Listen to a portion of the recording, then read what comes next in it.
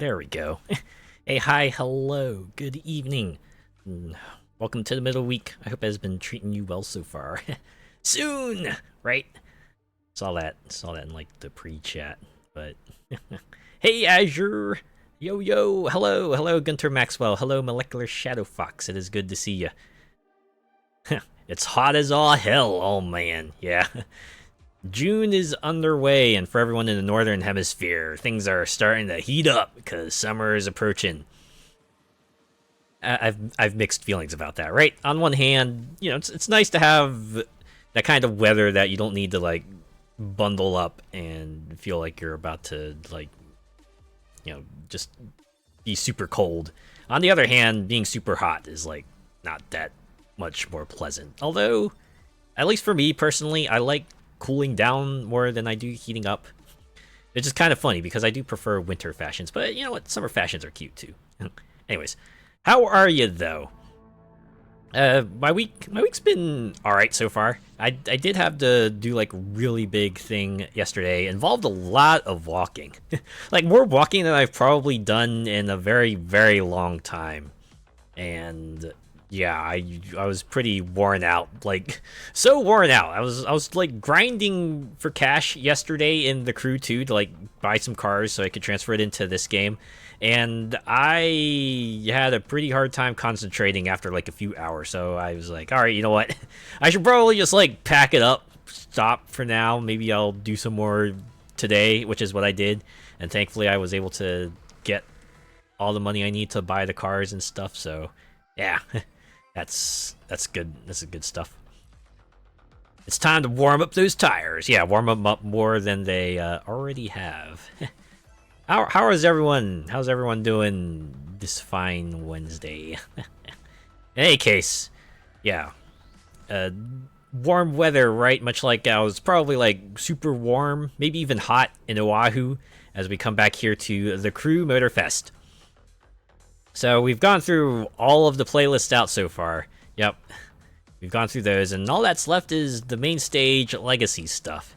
There's like we got through like most of the first one, and there's another 4 like whole playlists to do, and that's why I needed to get the cars, right? Because some of those events require certain cars. So I made a list, right? I've like made a list in notepads, like okay, what cars should I get to make sure I can do all the main stage legacy playlist events tonight. So I managed to do it. I mixed up a few things, but I was able to get them all, thankfully. All good here, thanks. Keeping myself toasty warm. Ooh, yeah. Stay warm where you are. I'm good, just getting the car ready to change my rear tires. Gotta take them on Saturday. Ah, alright. But, yeah. Without much further ado, let's go over here. Let's check it out. Going to activities. So you can see here we have about four and a quarter playlists worth of events to get through here. But you know, since we don't have to like drive around, and there's probably not much in the way of cutscenes either, we'll probably get through a lot more events. At least I assume we'll get through a lot more. In practice, let's see how this works out in theory, right? Alright, our first main stage legacy. CV Passim. I think that's how you pronounce it. Take a dive into American pop culture through some truly breathtaking races. Ready? Action. Sidewall puncture. Unfortunately, I would have just patched them if it was as simple as a nail. Ah, man. It's a bummer. Here we are, the Ford Mustang Boss. I should probably upgrade these. I feel like most of these events usually assume that you're able to, that you've maxed out your car's, you know, parts stats, so do that.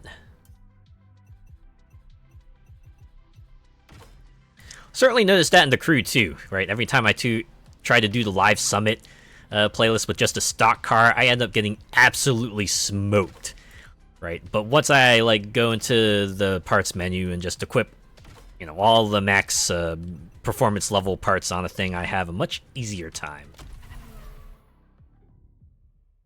Thankfully, Motorfest makes it a lot easier for you to just like slot in the parts you need. Cause in the crew too, if you want to slot, you want to like upgrade your car, You can't do it in the live summit menu. You gotta exit back out and then go into like the vehicles menu normally, and then add in the parts you need. And of course, the parts interface was also a bit more cumbersome.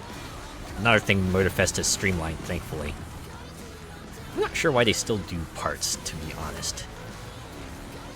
I guess I do, because they mostly do like the substats thing, but honestly, it feels like RPG stats for the sake of RPG stats. Like, even in Crew 1, they felt kind of superfluous.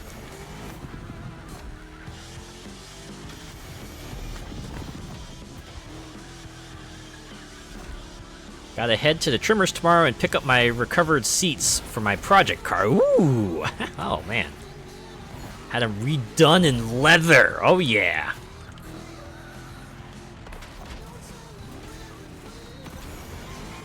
Love it when progress gets made, right? You ask a person, hey, do this thing for me, and you get it back, and you just have to take a minute and just stare at it, right? Because it's just, oh my god. It's like, oh, one step closer to my dreams being realized, right? What color? Black and red piping to match my Persona's colors. Ooh, sounds nice as hell. It's getting there bit by bit. Oh yeah. Red and black, that's always a good color combo, no matter what. Something about it just, like, gives you that sort of hardcore, intimidating look. Be kind, rewind. Man, no one's had to follow that advice since, I want to say, like, the early 2000s. Maybe not even that long.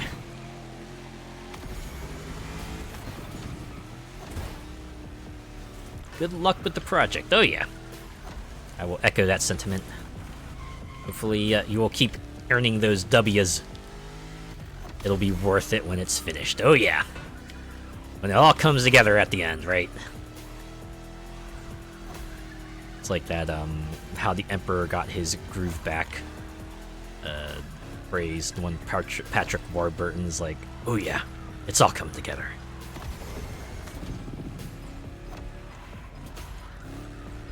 Wish I had the cash to mod out my car. Money. That seems to be like the hurdle for most things we want to do, right? I want to do all the things, but I just need more money. Need more money.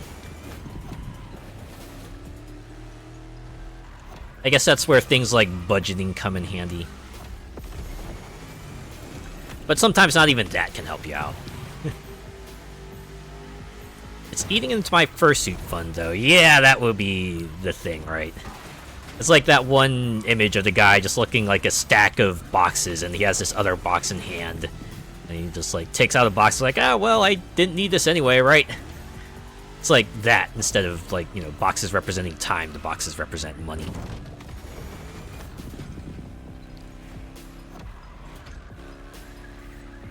Yeah, fursuits aren't cheap. Fox has already mentioned that some of them can go up to 5 digits, although 4 digits is already pretty common, and I can see why, right? You want like a good quality full coverage suit and a good quality head, you're probably gonna need to shell out some good money for that. 5,000 just for a head, yeah, there you go.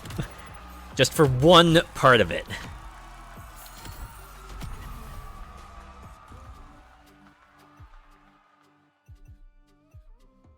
Alright, Nitro time.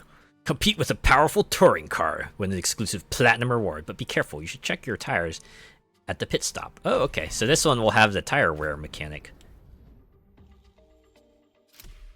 Let's see, I need to bump up your performance level here. I'm just gonna, like, equip all the throwaway parts on them, right?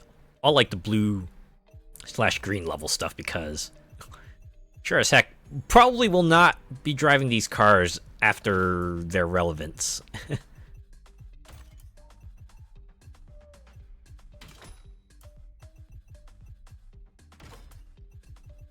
Fortunately, it runs into some issues when I don't have certain parts at, like, the maximum performance level, but close enough, right? Hopefully I won't get too messed up over this. It's all handcrafted, so it makes sense. Exactly, yeah. Custom wearable artworks, yeah. Be it a car, be it a fursuit, the best ain't cheap, right? It's like the classic pick 3 Venn diagram. Good, fast, cheap, pick 2 of them. Can't cheap out on stuff like that, indeed. I actually saw a variant. I saw a variant on that Venn diagram where they added like a free tiny free circle between like the best and fast circles, and they were all just, and like, you know, the crossover sections just had all variants of go away or Lamau, things like that. I guess it's just like reminiscent of the stories of like the people who would, you know, get commissions and stuff, and they would always have the handful of folks who would have like the most unreasonable requests. You know, they expect way too much for the price they're asking. You know, they're underestimating how much effort they have to put into this and how much it'll cost them, you know?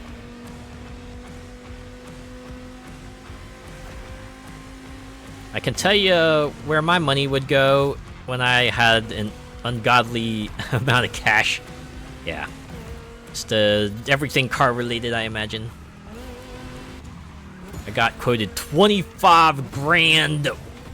My. Woo-wee. Alright. Hopefully we'll get a pit stop soon. I feel like this is gonna be like one of those races where I have to pit every lap.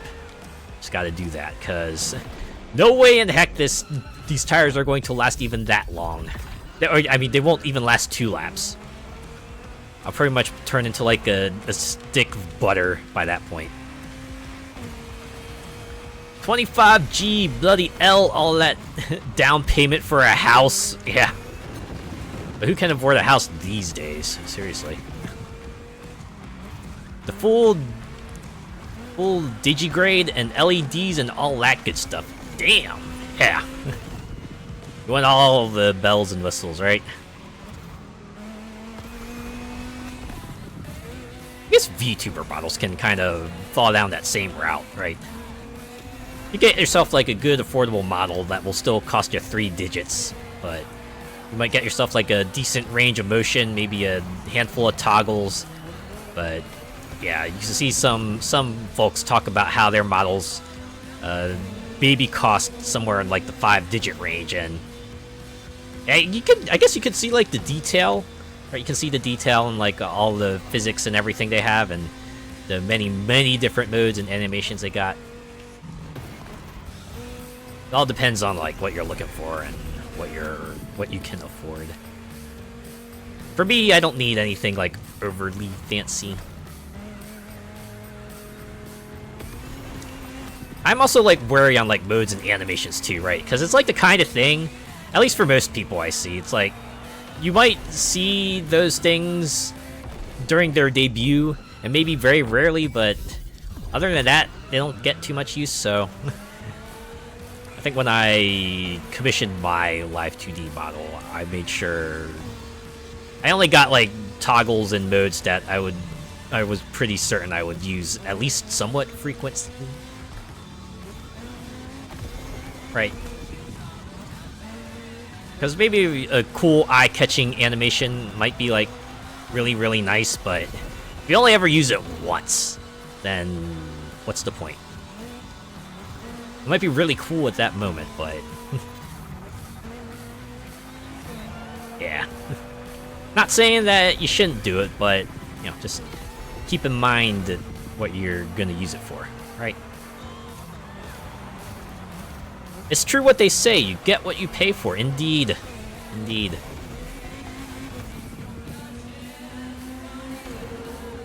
Right, if you want something like cheap, then you can't expect like, you know, a whole range of features, but you know, if you're willing to put in some cash for it, then yeah, you might get something better than usual.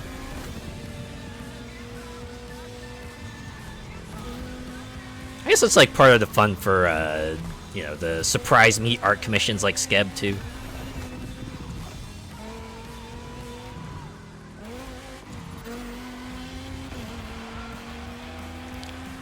Right? You go to someone that maybe has like a really, really high asking price, but usually you'll get like something fantastic out of it.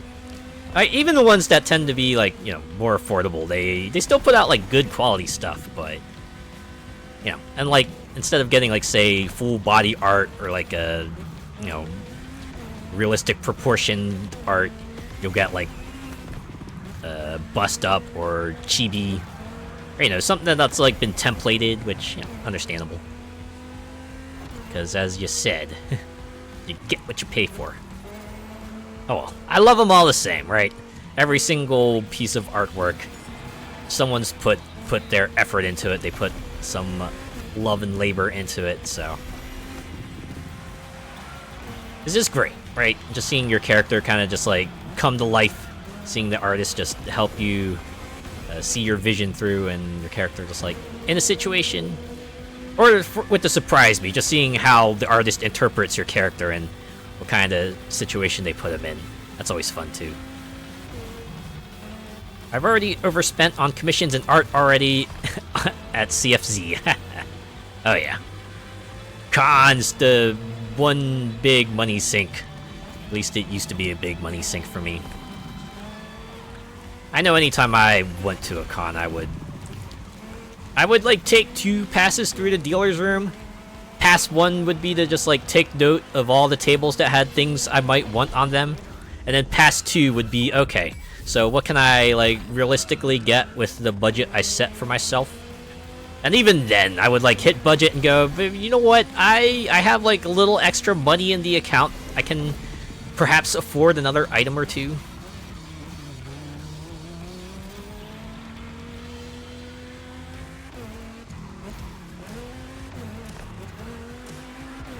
Like a quick question, what's like the craziest thing you've managed to see in like at a con, or if not at a con, maybe like some sort of you know, dealer's market, or just like a secondhand shop or anything like that? What's the coolest thing you've seen?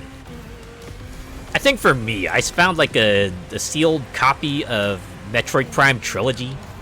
That was pretty wild, especially since those had like an extremely limited run, and this Metroid Prime Trilogy was like a steelbook edition too, so and they were selling it for cheap, shockingly enough, right? They weren't like charging anything absurdly expensive, so of course I had to pick that up just like right away, you know. Oh my god. Godfather, thank you so much for the Prime subscription. Yes, we cheer, we cheer. 4 months of Prime subs. Thank you so much. There's always that one thing you're like, I have to have it. Yeah, especially in the dealer's room, right? Because it's like, oh, it's a thing that might have been discontinued, or it's just like hard to get for one reason or another. You know, that FOMO just like hits you mega ultra hard, and you're just like, oh man, if I don't get it now, I don't know when else I'll be able to get it. So you're just like, oh boy, right? You get that sort of agonizing decision. Do I get it now? Do I just like take the hit and worry about it later? Or do I just go, well, all right, I have to leave it. I just have to leave it. Decisions. It's always... They're never easy. Those kinds of things, they're not. Yeah, just throw my money. Take it all. I want all your wares. Oh, in any case, that's American Main Stage Legacy done. Oh, okay. I guess you hold A. Collect the car. I do like that, right? They still give you a shot at the car. I'm guessing...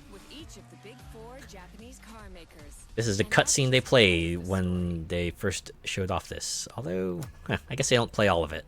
Alright, now we can go down the order. Joy and excitement. Take on motorcycles from 4 iconic brands. Suzuki, Kawasaki, Yamaha, and Honda. It's time to ride. Yeah, for the legacy, we ride. Ooh, I don't have to do anything. I just race. Gets rough at the auctions, can so easily get out of hand bidding. Oh yeah! That one, you just gotta try not to get caught up in the moment, right? That's where it starts feeling a lot like play money. right? Especially when you get tunnel vision and you just have that singular goal of get the thing at all costs. And sometimes you don't even realize just how high the bidding's gotten.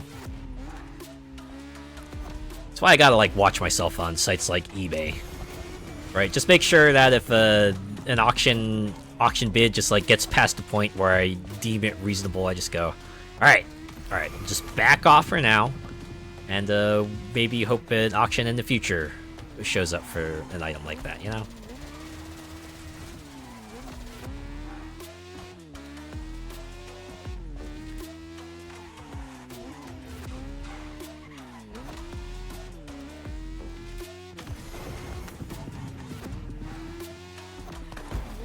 Had that many a time when bidding on vintage petrol pumps and stuff. Oh yeah. Again, that kind of runs into, yeah, this is like a limited time item, right? No one's making them anymore. At the very least, they're not making them genuinely. I should say genuinely. They're not making them. This one might not have like the historical value to them, you know. They're not genuinely from the time period, I guess, is what I'm trying to say.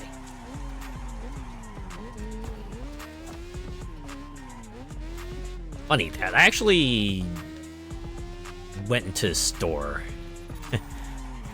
not too long ago, and it was weird. They had like a section, a tiny shelf that was selling like, I guess the best way to describe it would be like faux vintage Coca-Cola products. Right? They were designed in a way to make them look like those old-fashioned like what do you say, decorations, but clearly they weren't. They were very much like created modern day and that kind of stuff. Some people really like that vintage look, is I guess what I'm getting at. Repros. Okay.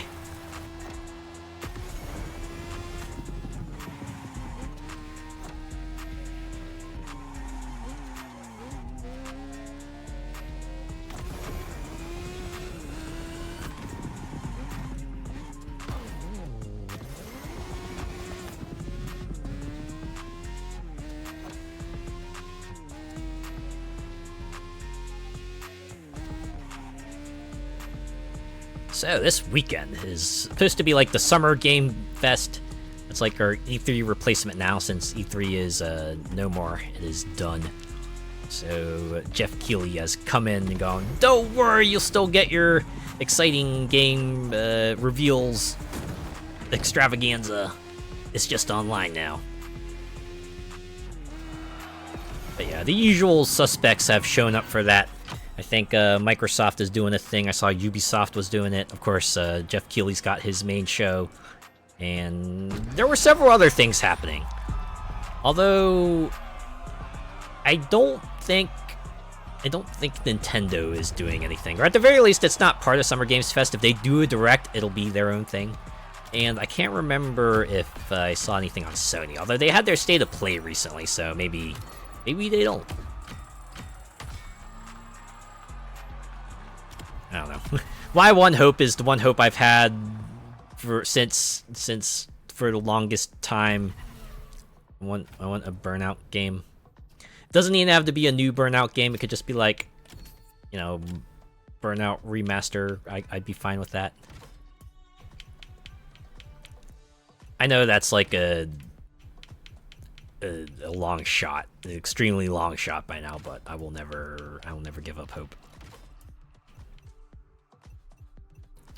I'm tempted to hit up Pride in the Park at the weekend. Oh, fantastic. Sounds great. Oh, if you do decide to go to that, hope you have yourself a wonderful time. Yeah, Pride Month. I was walking around too, right? While I was walking around yesterday, I did see a couple places that put up various Pride-related paraphernalia. Some places had like Pride flags hanging out the front, and then some others had decorations in the front as well. So, yeah, we're in it. We're in the swing of things.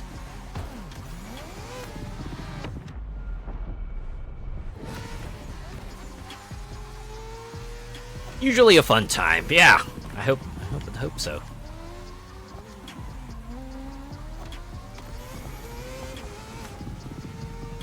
I should probably check and see like what local Pride events are going around in my area.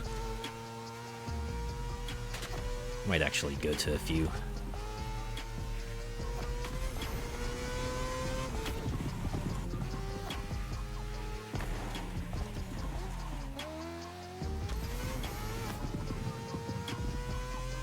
Oh, and we're in ad mode.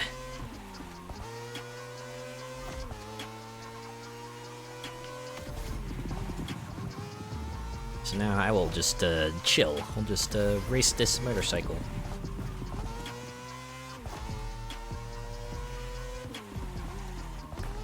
I can't remember. Did the bikes playlist include like speed bikes? I know they had dirt bikes, but nah, they probably had speed bikes.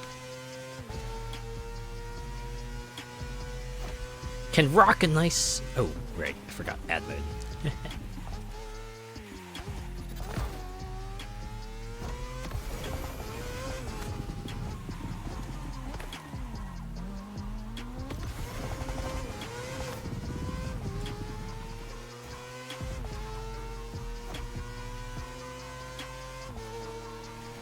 I don't know why, but I just remember doing these motorcycle events and just having a sudden desire to check out what Moto Racer is up to, and I saw, oh hey, GOG has a whole collection just like for super duper cheap. I think it was like 99 cents for an entire Moto Racer collection, so I was like, well, I can't pass that up now, can I? Well, I guess that swings back around to the whole FOMO talk.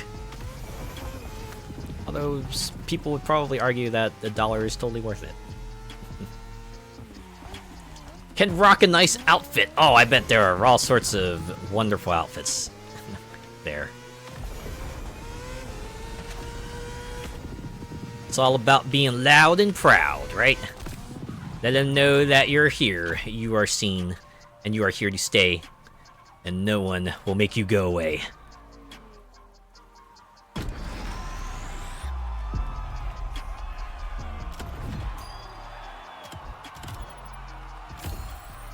I like how I'm getting, like, event replay XP for this.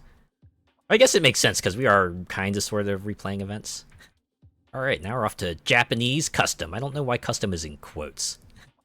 Use your customization skills and let your car shine, or use the 3 fully customized vehicles we're loaning you for this ride. Let the neon go.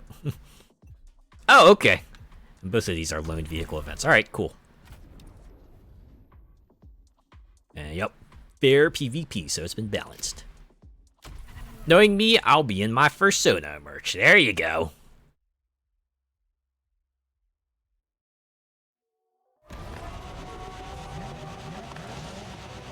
I'm sure it will be a good time. Racing in the rain.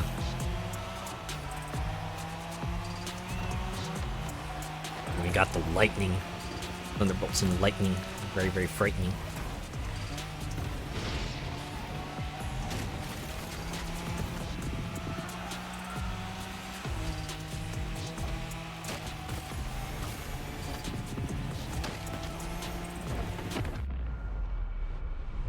Let's try that again.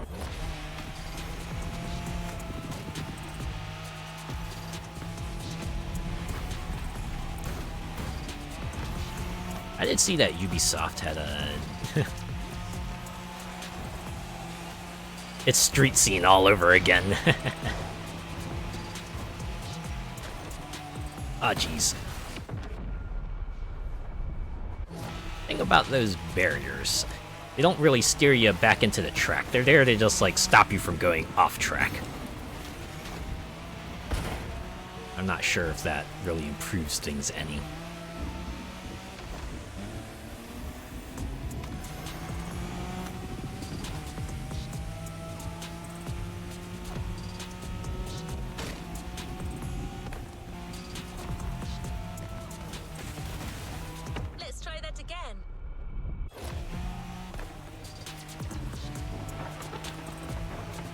You know, I had like a thought flash through my mind, like, oh man, should I rewind?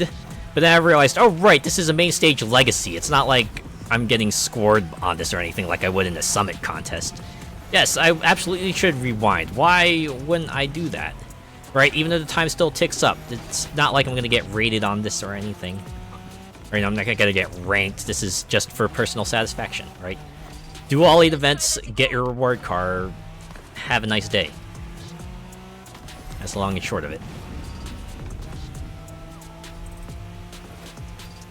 Yes, you gotta use every tool in your arsenal. Especially if there's, like, no reason to not use it, right? Things that would normally be penalties maybe won't affect you all that much considering the circumstances, so yeah, just do it. Right? Just use them. They gave you the function for a reason.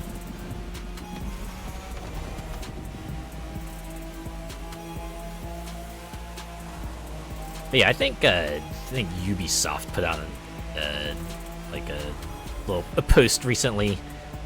They're talking about how next month this game is getting a new playlist, Donk versus Lowrider.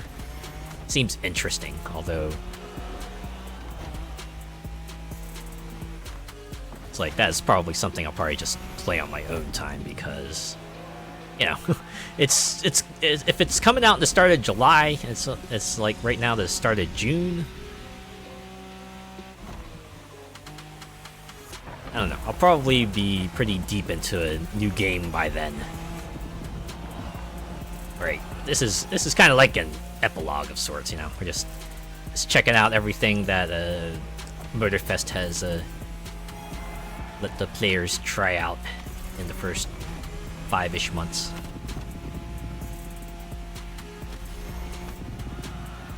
I'm sure it'll be fun. I'm sure it'll be a fun time.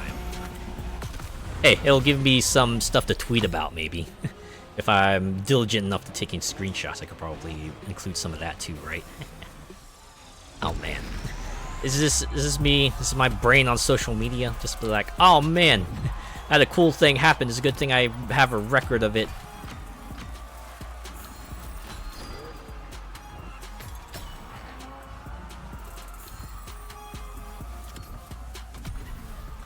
I'll be intrigued as to what Mike Brown and his team at Maverick Games are going to do with their open world racer since they left Playground Games. Oh!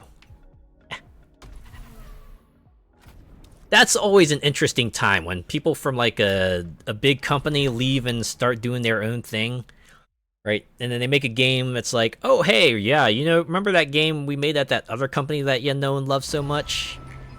Give this a try. Right, it's like what Obsidian did with the Outer Worlds, right? After making New Vegas, right, and everyone just absolutely loving that, they went and made a game that's like pretty much Fallout with all the serial numbers filed off.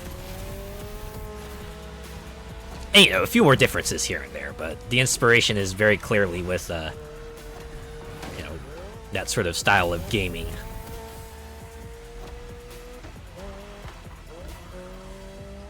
Or, like, say, when, was it, the guys at Criterion Games left, and they made Three Fields Entertainment, and some of the games they made included Danger Zone and Dangerous Driving. It's like, hey, yeah, remember we were with that company that made Burnout? Here's some not Burnout games for you. On that note, when are we going to see more about Recreation? I think they had, like, the announcement trailer a while ago. And it was supposed to be like Dangerous Driving 2, and then they made it Recreation, and I thought the concept was like utterly fascinating, and I don't think we've heard a peep of it since then. I don't know. Hopefully they're still hard at work on it.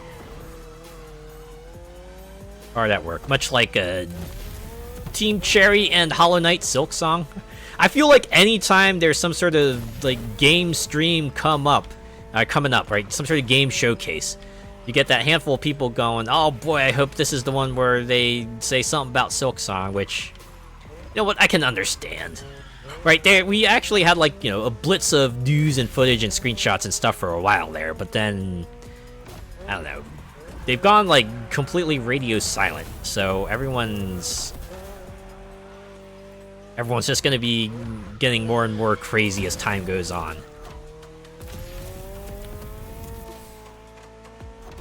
But yeah, I don't know. It was like really great when they said, oh yeah, you know, this was going to be the Hornet DLC, but it became so big we decided, you know, let's just make a whole ass game out of it. And then they showed some interesting mechanics, and now we're just hoping that they're still okay.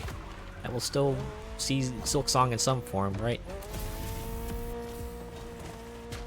Resurrect the Disney Studios so we can have that split-second sequel, right? Give us Black Rock.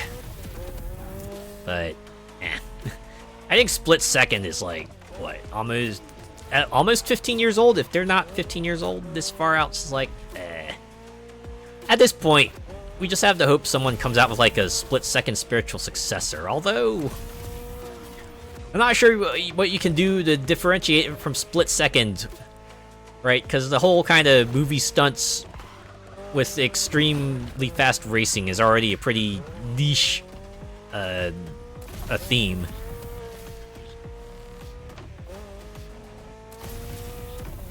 I really do hope someone tackles that, though, because Split Second was like a very, very unique game, and I'm sad we only ever got one of that. Right, never mind the plot, although I would like to see a continuation of the plot, but... ah well. I don't see why not. Bugbear did it with Wreckfest being a successor to Destruction Derby, yeah!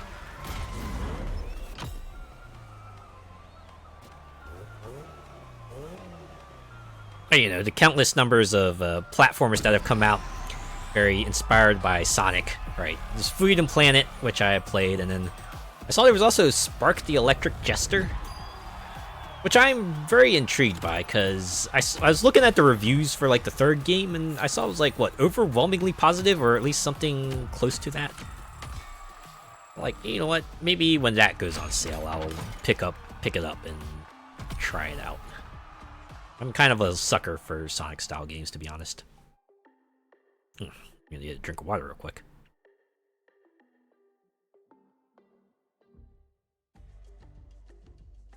Especially during the summer months, it's important to stay hydrated because, you know, you're gonna be exerting a lot of water trying to stay cool.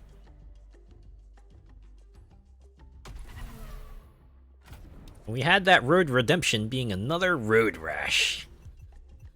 It was kind of like that, yeah. But, you know, it would be nice to have like a genuine Road Rash spiritual successor. That would be nice. I actually think I did play Road Redemption on stream. That was a long time ago. Maybe I should put that VOD up. Be my next new old playthrough. A single episode, new old playthrough. Oh yeah, I guess I could max out this car's stats. I think this is one I'll probably be coming back to, so I'm actually gonna equip all the big deal parts on it.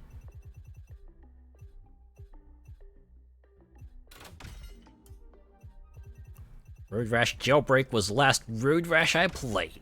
Oh man. Okay. Here we go, full 700. I wonder who thinks up to these numbers.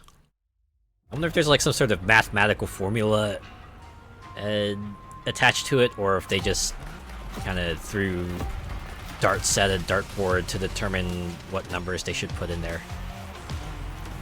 Alright, 5,000 points. Shouldn't be too hard to get.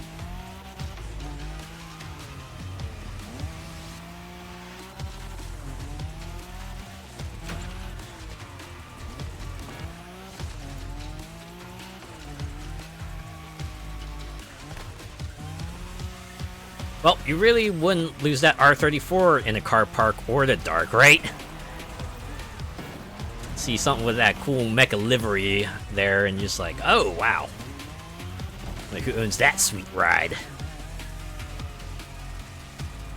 Now I think about it, I think this is like one of the cars I customized for the weekly show they do. It's actually pretty funny the way that works, right? Even getting just like one like on your car will like put you in like the gold or platinum level. So as long as you submit a car, you're guaranteed to get yourself a decent selection of rewards. Of course, it'd probably benefit you to put, register a car early so that you have a longer window of time for people to stumble upon it in the showcase and just give it a like. It's what I like to do. Anytime they just like start me in the main hub for Motorfest, I just run around the area, right? Because they have cars, just like other player cars on display everywhere. I just go, oh, you look kind of cool. All right, like, and just like run around the room like that. I like to think that I'm doing my part, helping these folks maybe get some smattering of in-game rewards. They need something like that in Forza. Oh my god. It would be nice, although it'd probably be a lot more sterile in Forza. Like, there's no way they would have, a physical hub where you can run around and explore each car, right? It would just be like some sort of grid menu where you could see a thumbnail of a person's car design, and then maybe you could select it and then like rotate it around and see it, but it's like adding on top that while you can like customize parts in Forza, you don't have like anything wild like they might have in the Crew. Like, look at the rims, look at the underglow. Right, you can even put like vehicle toppers on your car in the Crew. I mean, I know that Forza does have customization, but it's usually never anything to like an absurd degree. Everything kind of stays within the realm of reality.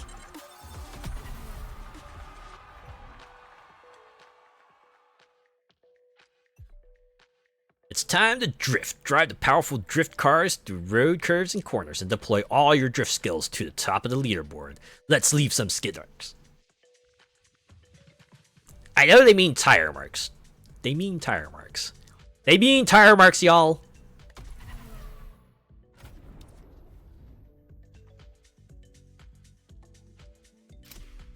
We're getting the Lancer Evolution X. Alright.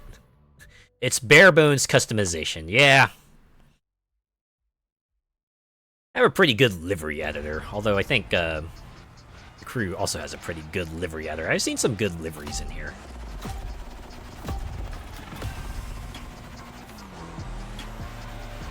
Okay, so it's a race-ass race. Oh, a one-on-one showdown with Keiichi. Alright. Full 2-gay, baby. Oh no.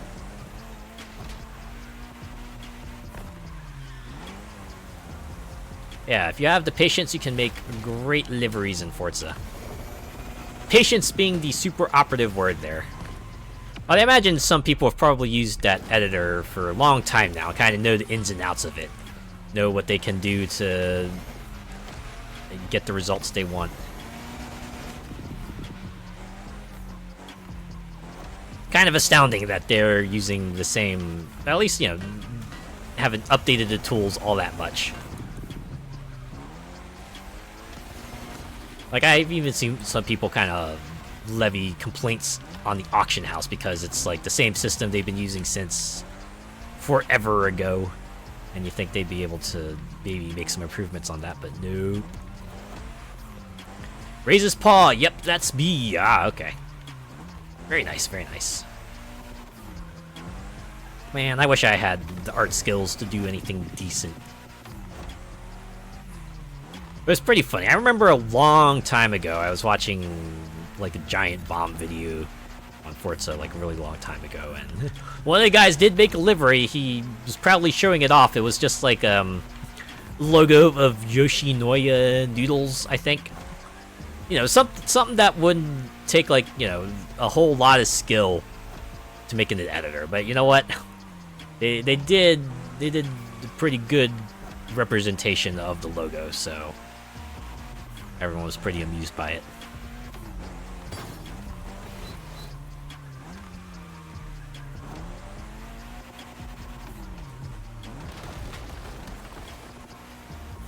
Yeah, if you're happy with it, go for it, right? You don't need it to be perfect. You just need to be satisfied with it. And who knows? There are some folks out there who might have some fun with with different styles of art, right? Sometimes a one-to-one recreation of a thing isn't always that exciting.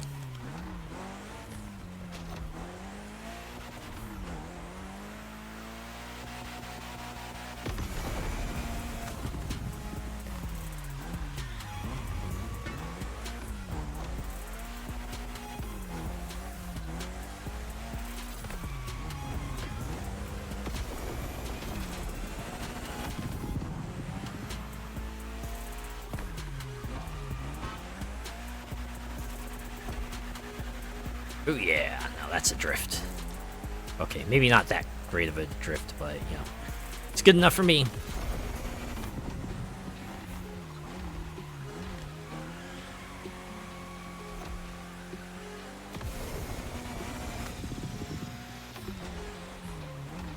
Man, this is like a slightly longer race than I'm used to.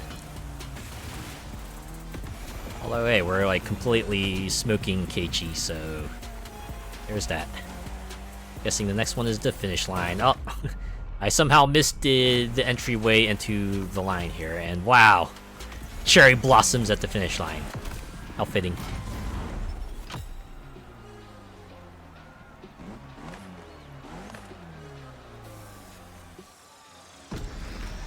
That's right, I totally smoked ya. He's just like, God dang it. Maybe next time.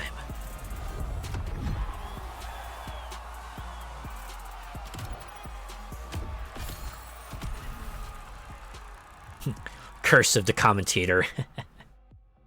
Oh, Honda versus Ferrari. Compete with Honda's iconic cars and win the... okay, make your dreams come true.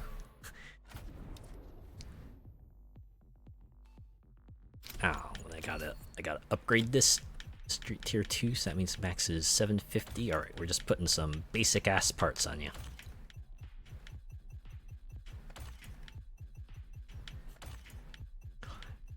The greenest of green tier stuff.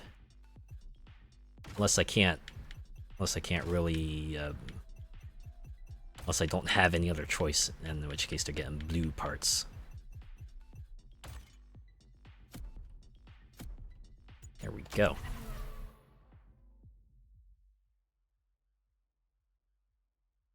Alright, it's time to show up all these fancy cars.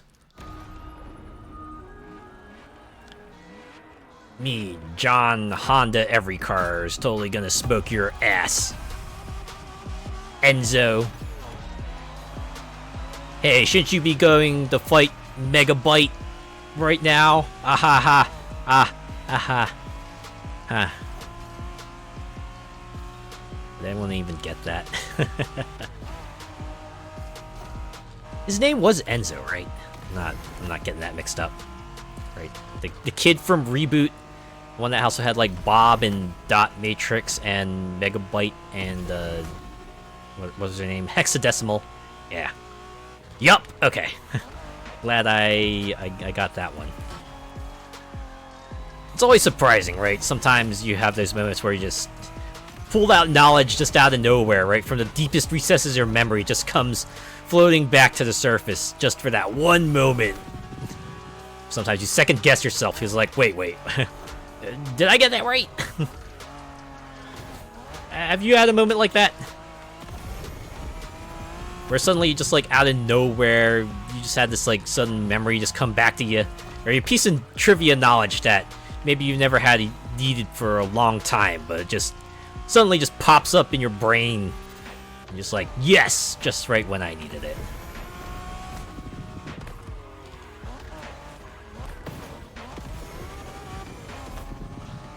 Yep, I'm a fountain of random information. Oh my god, that's like pretty much me in most conversations as well. Someone will say something and I'll just say something like maybe sort of related to it. Right? Someone might go, oh yeah, I'm playing Bugsnax right now. I just met Filbo. And I'd go, oh yeah, you know that, also did you know that like Filbo is voiced by Max Middleman? The same guy who voiced Ryuji in Persona 5 and One Punch Man and the Pusher Bot in Overwatch 2. Things like that, right? Just any way I can feel like I can contribute to the conversation, even if it's tenuously connected at best. That's me anyway. That's just me.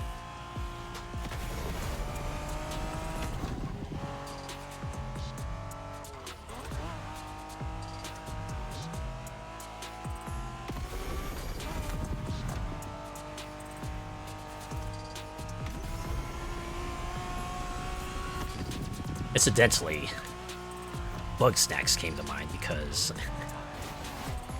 I was like checking my mail, right? I was checking my like VTuber mail account, and I saw, oh yeah, you got a new comment on a short, and it was like one I did like a really long time ago, and it was the one like related to Bug Snacks, Philbo, and Max Middleman, and the guy who commented was like, yeah, he also voiced his other character. I'm pretty amused by that, right? Also pretty satisfied. It's like, man, of course someone might just stumble upon an old video and comment on it, but that happened, you know, something I did, but that kind of throws me for a bit. Also means that people are still watching my videos even after a really, really long time, which is pretty rad. They should make Bug Snacks, but in New York City, and call it Rat Snacks. Hey, maybe Bug Snacks too, right? Yeah. Well, yeah, the way Bug Snacks 1 ended, there's definitely room for a sequel, and I would be interested to see if they do a sequel, where it would go. They don't have to do a sequel, right? I feel like Bug Snacks stands pretty well on its own as like a one-off game, but if they do one, they can take it in interesting directions. Also, hello, is it Riku Hiyama? Good seeing you again.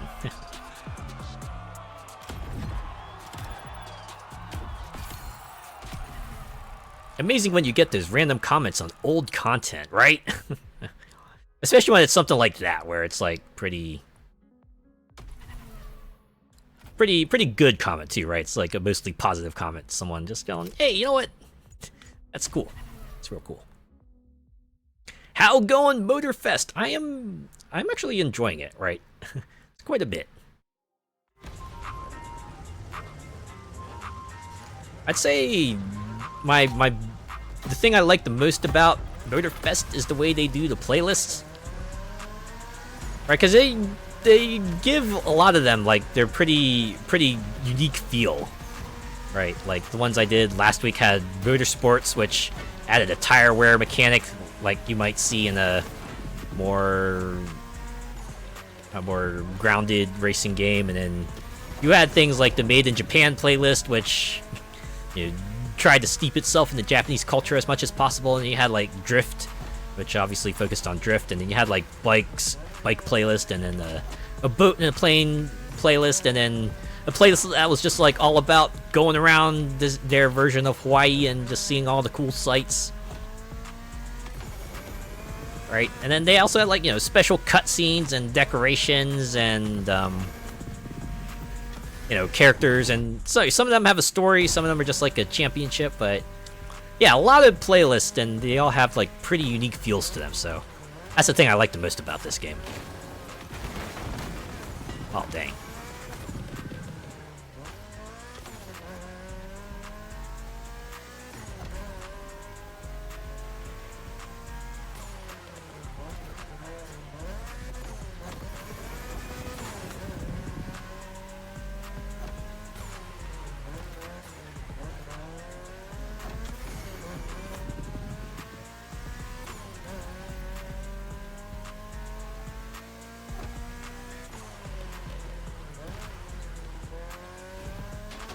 Good.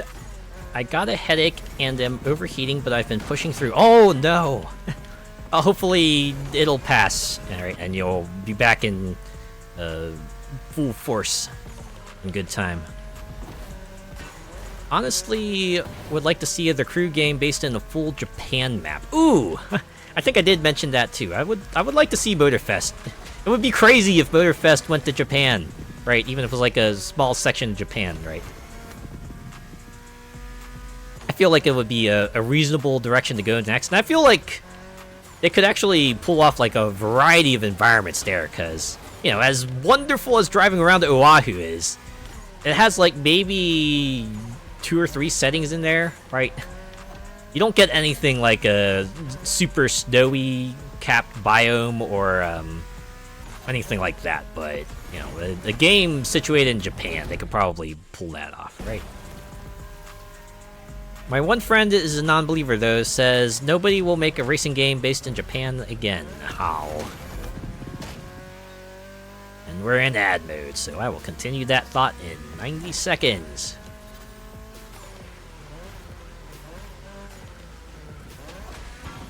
I honestly wonder if I should try to broadcast, hey, ad break coming up.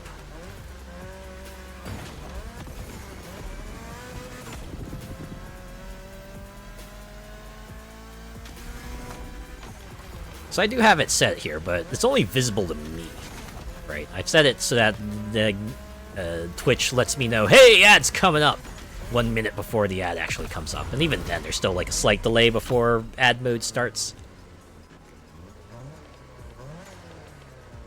Ah, well, hopefully whatever they're shilling to you isn't that terrible. I think someone mentioned there was an ad for Furiosa previously, so I'm guessing it probably isn't all bad. I think Crunchyroll's got some ad space as well, so, you know, advertising whatever anime's coming up. I need to go back and watch some stuff. There's some series I've heard were, like, pretty neat, and, yeah, that backlog keep growing. I still need to finish watching Princess Connect, to be honest. And that has, like, a season 2 out, so... Ah, European playlist, alright. Drive German cars in a bunch of several different contexts. Jump, slalom, long race, dirt, and then a line in German. Alright. And we're back! Yeah! Welcome back. Ad, I know, right? It's annoying. It's annoying. But yeah, I actually did stop my thoughts, but, yeah. Yeah, I do hope that one of them does go to Japan. Like, seems like a pretty good layup, right?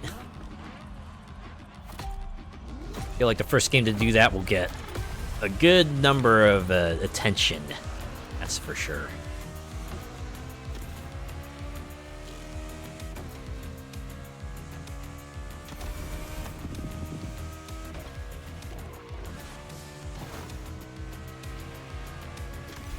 Oh, what? Bro. Oh, and I gotta be first. It's first or bust in this race. Okay, okay. Gotta watch myself. I still gotta watch Umineku or the Toho anime. Been very bad about watching stuff. Oh, yeah. It's kind of the thing about the backlog, right? When you start slipping and it starts growing, and you become, like, less and less incentivized to... Okay. These motherfuckers can take me on the straightaway, but turns basically where I can take them back.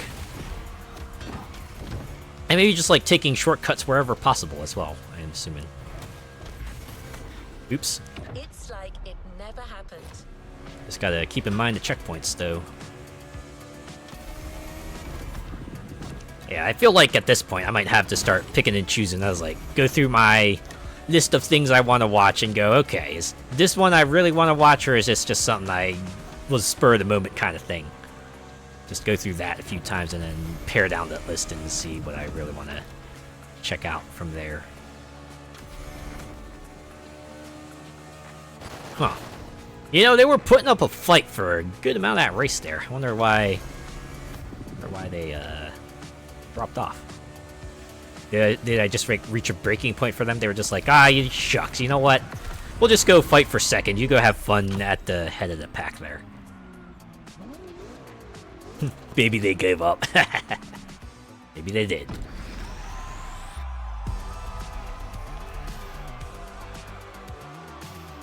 Poor guy on the right. He's just miming having a thing in his hands. It's just like, ugh! This is all my rage. I'm balling it up and throwing it to the ground.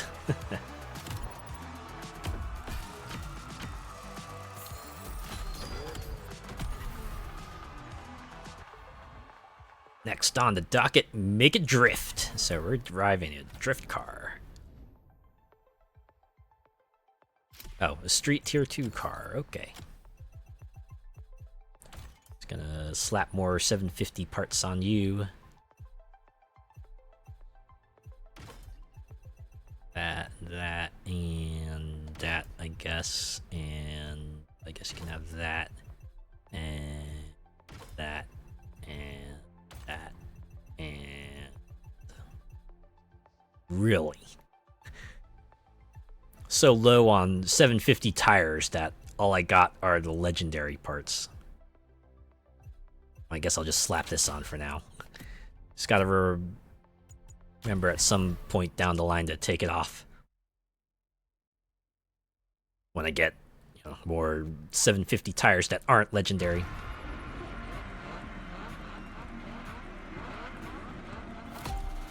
Man, this would be like the start of an outrun race right here. At least it would be if the cars weren't all not Ferrari.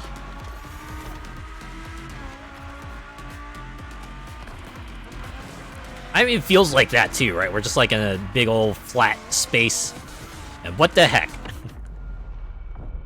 You know, I should have done that too, right? Don't take the road, just take the other path.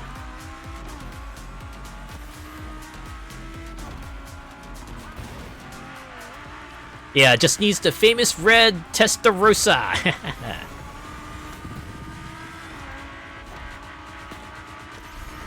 The Outrun Classic.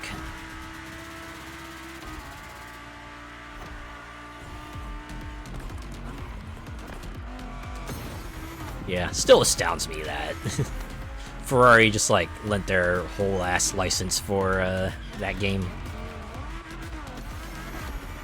Which unfortunately puts you know, the Outrun games in a weird position where they will get delisted because car licenses are weird.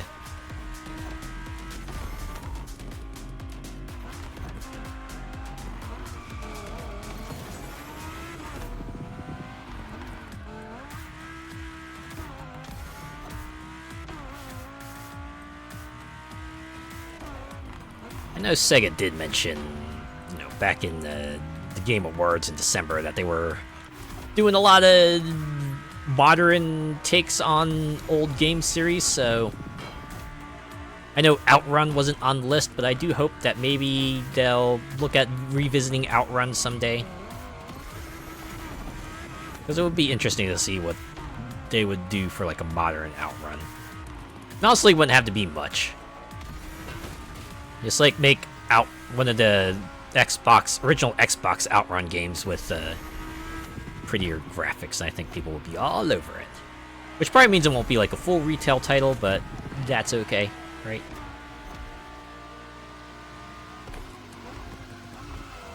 That was a dream, racing a convertible Testarossa with a blonde woman in the passenger seat, right? Driving without a care in the world, you're just seeing the sights, man, just going at like, you know, several hundred miles per hour. Going real fast. Feel that breeze through your hair. Bugs smacking into your face, if not the windshield. I'm sure that would get most people relaxed. Me, I probably have the windows up so I wouldn't be driving convertible, but I'd enjoy the sights regardless.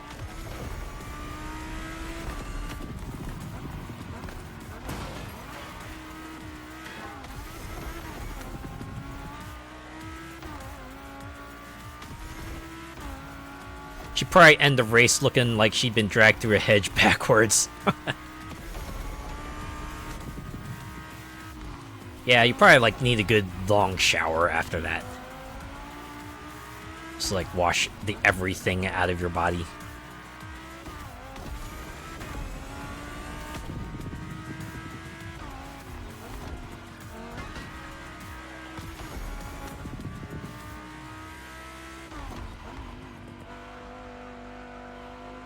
How long has it been since we've had an Outrun release?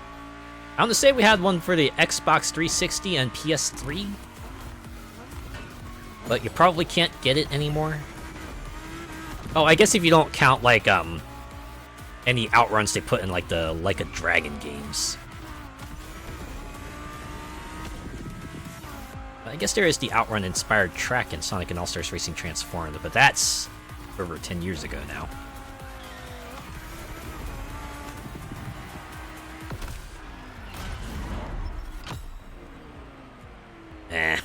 I wish I lived in an alternate universe where Sonic All-Stars Racing was like a proper series and Sumo got to do more games beyond Transformed. Or at the very least, Team Sonic Racing got like DLC. I don't know, that would have been fine too.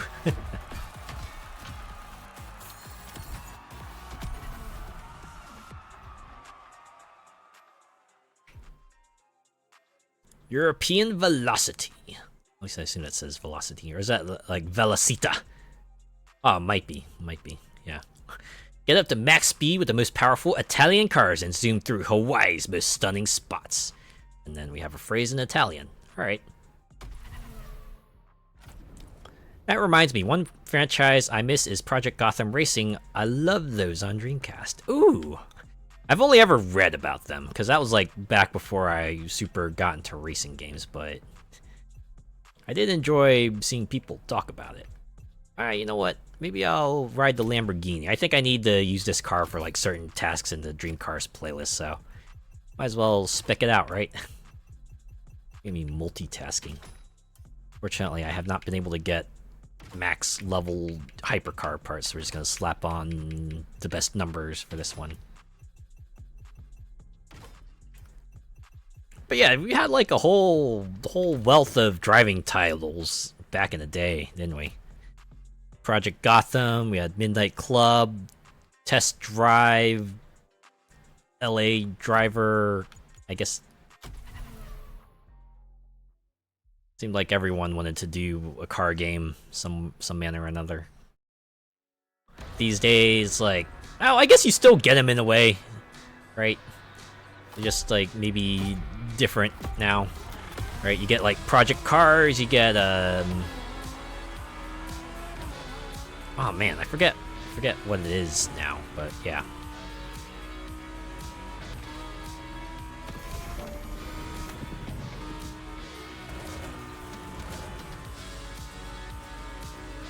Yeah, Ridge Racer before it went in the toilet.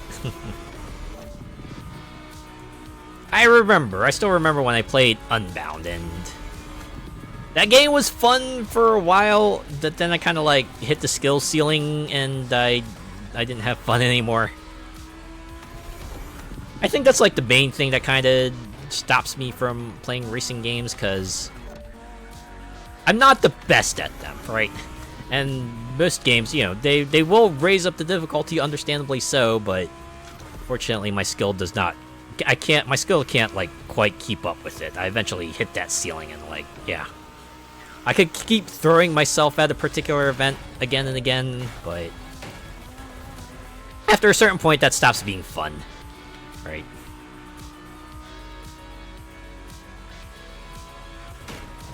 Love your Redout playthrough. Great racing and banging tunes. Ah, yeah. I liked Redout as well. But that was like another one of those games where I hit the skill ceiling. I wanted to try to make it to the end of the career. I didn't even know where that was, but it was a very fun time. It was a very fun time from what I played, right? Yeah, the music was great. Loved the low poly style, and the visual effects were nice too, and I liked the mechanics as well.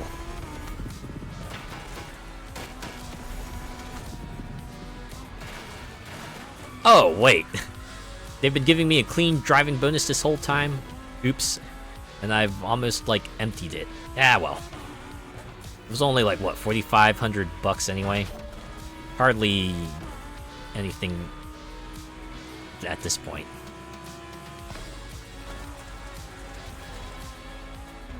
But yeah, I do have Redout too, so you know, once I get my Live 2D up and running, I wanna take a look at that, check it out. It certainly goes in like a different direction, right? It's a much more realistic looking game. I guess as realistic as a future racer can get. But yeah. Well, I also heard that the game doesn't really pull its punches, so kind of look forward to that too. And there was that one with the car that had the creepy legs and stuff. Oh yeah, what the car?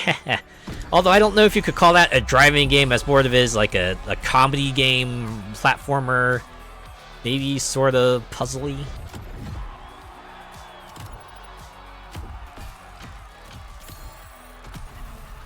Car parkour, yeah. Certainly felt like that sometimes. Alright. Velocita. Parte dos. Oh. And we're just given a Ferrari for this one. Alright. Lambo and Ferrari, how fitting. Of course, I picked the Lambo. I could have picked any other Italian car.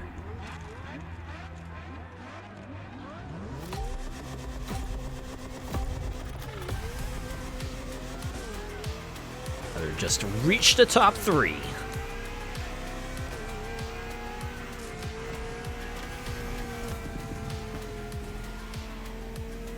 That's a funny looking Lambo. I meant in the other event. Not this one. Oh, and this one's also giving me a clean driving bonus. Well, I don't care. In fact, I'm already having quite the time trying to fight my way to podium. Like, goddamn.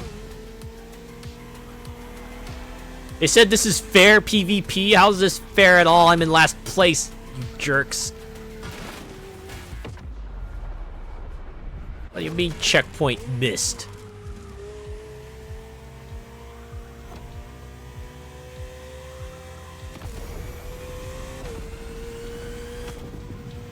I feel like this is like me with most racing games. If I don't have boost on a straightaway, the only way I'm gonna catch up to them is when they like start doing turns and stuff.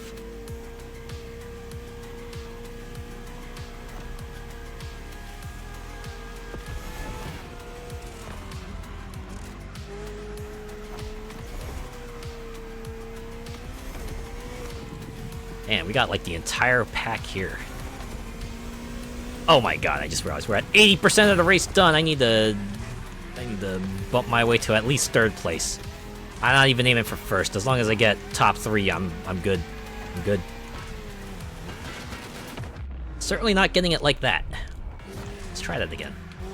Here we go. Okay, okay. Oh no, I'm below the cutoff. I'm above the cutoff.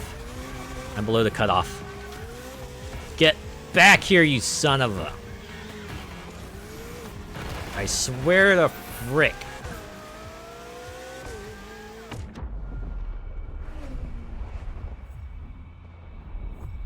Well, this is why rewind exists. We'll just keep doing this section over and over. Let's call this a do-over. We'll get it right. It's like it never happened. This is gonna be my Groundhog Day. I'm gonna be reliving these same 4 seconds over and over until I get a satisfactory outcome.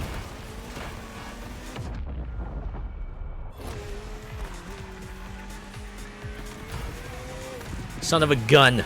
Ramming cars is my shtick, not yours. Oh my god.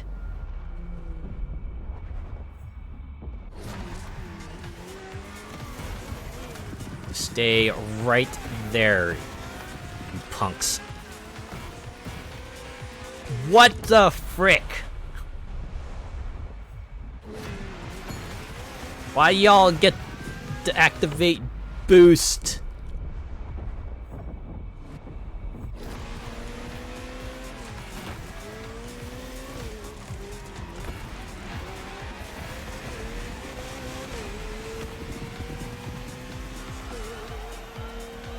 Oh my god, freaking finally! It's a really good thing I have unlimited rewinds there. To be frank, you're running a V8 and your opponents are mainly V12s. Yeah, that probably would have something to do with it then. You know what? We made it. Only had to do it once. Let's get the heck out of here. European elegance. France is in the spotlight. Discover multiple events from hypercar drives with a Bugatti to a rally with Citroën. And we have a French phrase. Ooh. I like that color scheme. It's very electric. At least it gives me the impression of electricity when I see it. It's so me, I know, right? This car is like so me coded. Goddamn.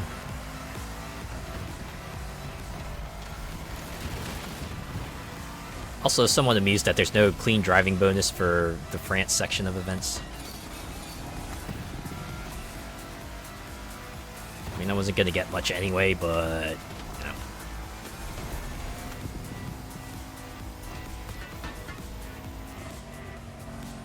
you know. Should be called Azure Gale Blue.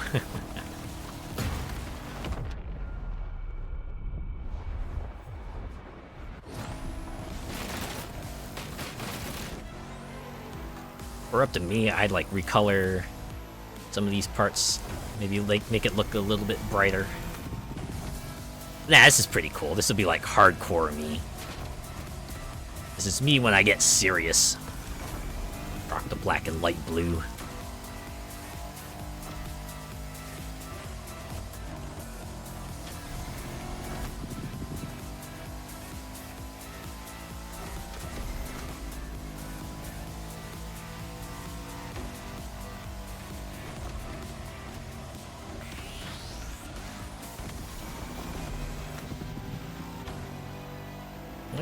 I'm at least glad in this one that none of the opponents seem to be absolutely cracked.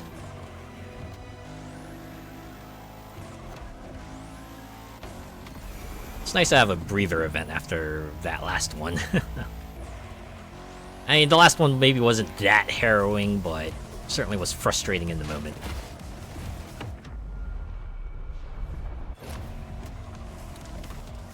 See, the mistakes here are more about, oh, maybe I went too fast on this turn and not, oh, suddenly 3 guys just rocketed ahead of me for no freaking reason.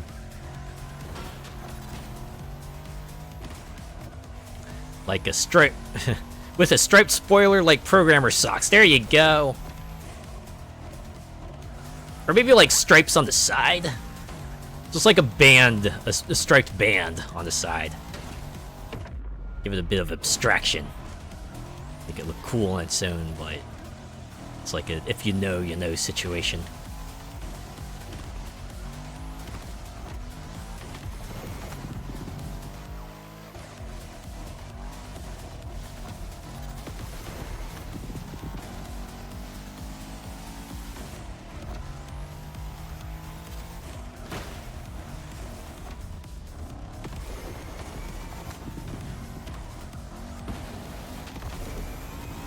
Now, I've always wondered since when did there become an association with like striped socks and programmers? I was always curious about that because I think I just like saw it all of a sudden and certainly enjoy that, but I've always wondered about its origins.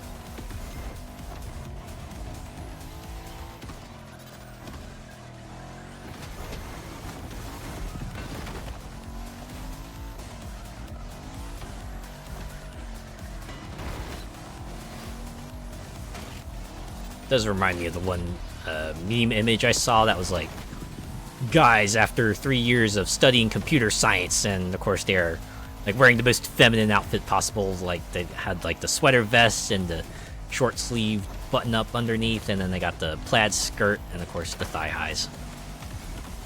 I think their hair was in like pigtails too. Just in case you didn't get the memo with their outfit. No idea, to be honest. I saw them a lot on Femboy Furry artwork that I looked at. Ah, okay. Yeah, that's what I was saying. It's just like appeared all of a sudden. You're just like, huh, so that's a thing. I guess that's the thing about memes. Most of the time they don't make sense. They're just a funny thing that people latch onto for some reason or another. Sometimes it's catchy, sometimes it's just a funny association. Infinite climb, so I'm guessing we're gonna go up a mountain for this one. Ooh, a Bugatti Veyron, was it Barchetta? Or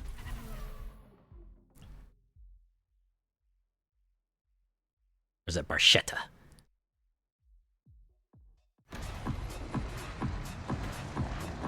Anyways, we're gonna be driving in this. It's got that like sort of wraparound window and everything.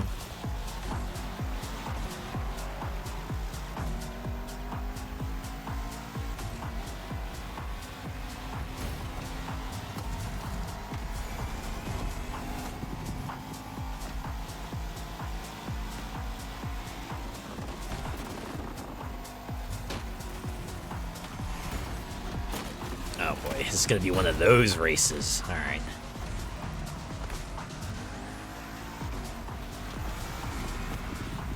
Get back here, Sebastian.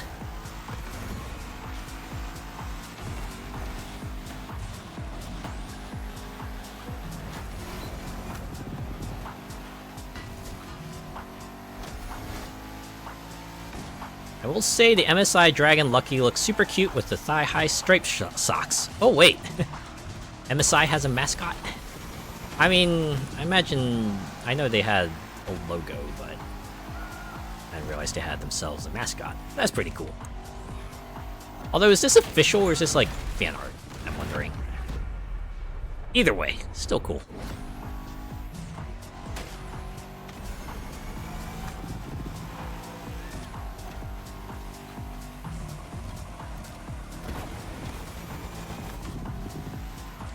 One thing that will always amuse me is like the whole, anthropomorphization thing, where people will draw like humanoid versions of various characters, right? They'll make things like, say, I don't know, for example, like say like a Twitch Chan and a YouTube Chan, just make them like people, and then you see people just like make various interpretations of them. Or, okay, one example, like Windows. If I remember correctly, Windows had like official Windows characters for their various versions of operating systems for a while there. I remember that being a thing, because I remember reading up on that and people just being pretty amused by it. It's like, oh yeah, in Japan they are advertising Windows by making like characters based on the various versions of their operating system. So I was like, huh, that's fun.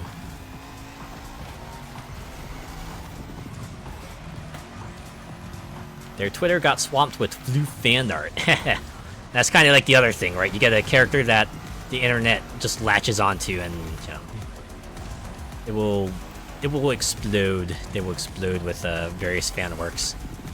Although there was like one unfortunate case of that. I forget which company it was, but it was like an insurance company that had like a particular character that had they had recurring in commercials, but they stopped using her because people wouldn't stop like putting her in prawn art. This is rather unfortunate because I did like those styles of commercials they had, but yeah, they aren't doing them anymore because people can't just stop being horny with them. Like, that's the internet for you, I suppose. Geico? Was it Geico? Did they have it? If I remember correctly, she was like a pink-haired lady. And she was like a super secret agent kind of style of character too. It's like going on missions for the insurance company she represented or something like that. Oh, not the one I'm thinking of. Okay. Which is kind of funny because I think she was like the most famous case of it. It's weird because other companies have their own mascots too. Yeah, Geico had the anther lizard. But, he's an anther lizard, so, still appeals to people, but maybe not as widespread, perhaps. If I remember correctly, Progressive had Flo, right? I remember some of my friends just being real amused by the commercials, and, her popularity reached a point where I remember she was, like, DLC for the old PS3 game Mod Nation Racers. Also still doing commercials. Maybe not as many as she was, but... Man, the thing. Flo's gotta be, like, around for about over 20 years now. Still doing stuff. Definitely looks a lot older now, but, still kicking. Find that amusing. Yeah, and I had to look that up. Which insurance company had, like, the pink-haired lady that they couldn't put in commercials anywhere because The internet didn't want to stop perving.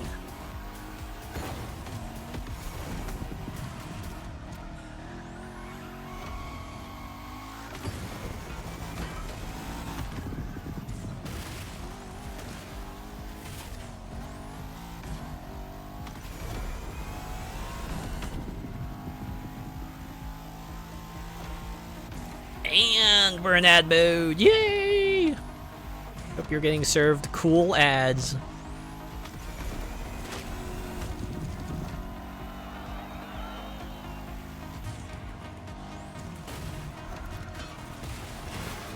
We continue our line of thought once we return from ad land.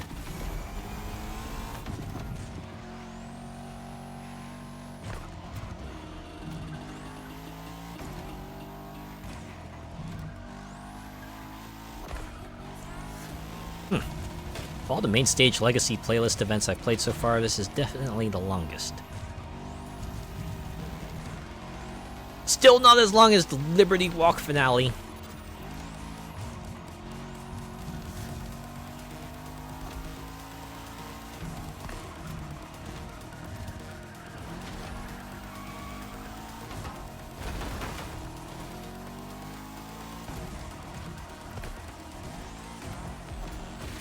Oh, I can't believe that actually counted. Goddamn. Alright. I will take it.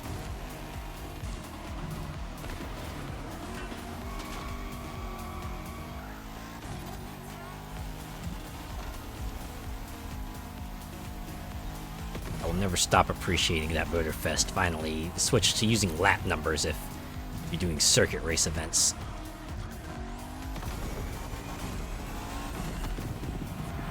Aaron Esurance. You know what? That might be it, actually. That might be it. They must not be around anymore if I can't remember the name anymore. Or at the very least, they don't do commercials. They don't do commercials that I pay attention to.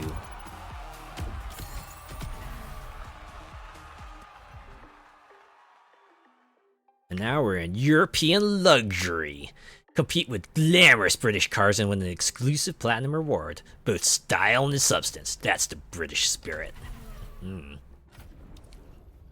get some cool looking cars. Here we go. The Bentley Continental Super Sports.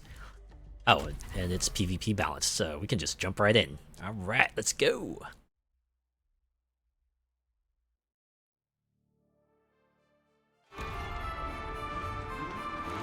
I remember Tony the Tiger got flooded with so many thirsty tweets a few years ago. Oh yeah, that was like partially because he had a stream too, right?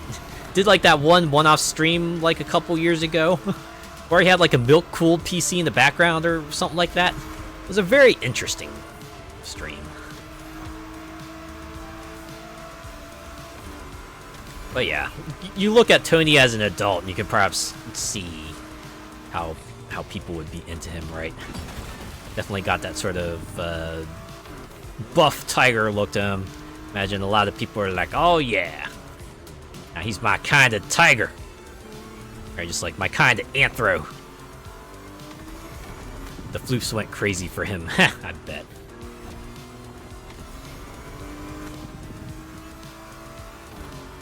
Alright, I imagine there's other people though too who look at Tony as an adult and be like, oh, okay.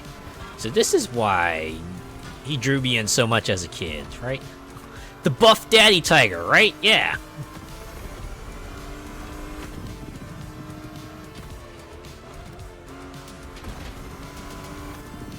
I feel like if they had like more of a personality for him, he would definitely kind of fill in that sort of, what is it, the himbo archetype?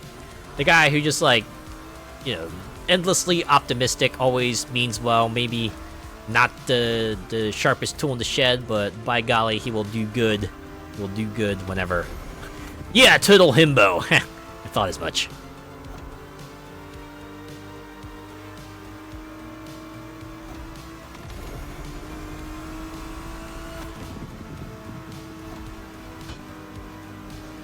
Yeah, I remember seeing articles about the Tony stream, and people were just wondering, oh man, is Tony the Tiger gonna become a VTuber? And turns out, no, he wasn't. That was just like a little one-off trick they did there. But still, in the moment, it was a very amusing idea.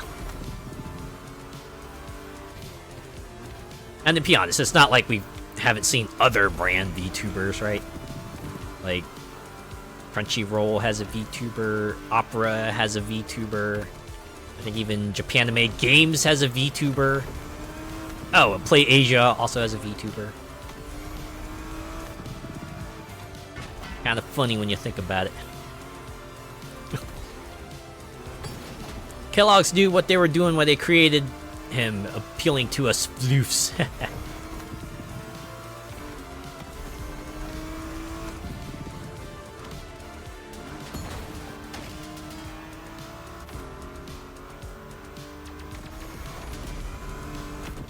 Yeah, it's kind of funny, right? Sometimes you take a look back at stuff that you liked as a kid, and kind of realize, oh, huh.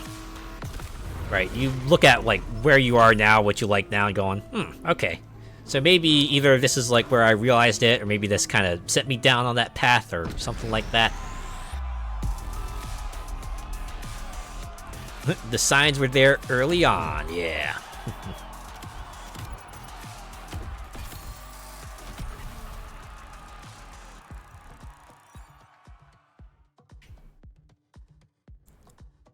Alright, it's another British event with a loaned card. Car, I mean. Ooh, a Jaguar E-Type Roadster Temptation Edition. That's a lot of words. We're gonna take it for a cruise. I blame Cadbury's for how I turned out.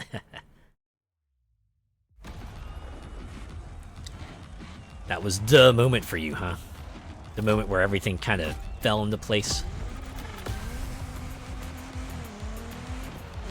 For me.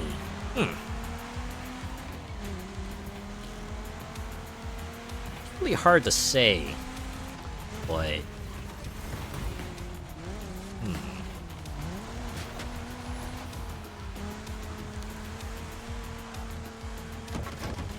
oh, I thought that was going to be a solid barrier, but no, that was completely destructible. That's okay. I only got to be top 3. That's all I need.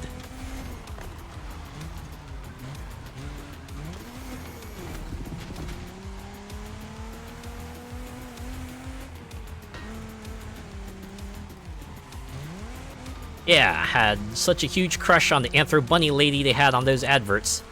Voice was so lusty and endearing, and she was hot.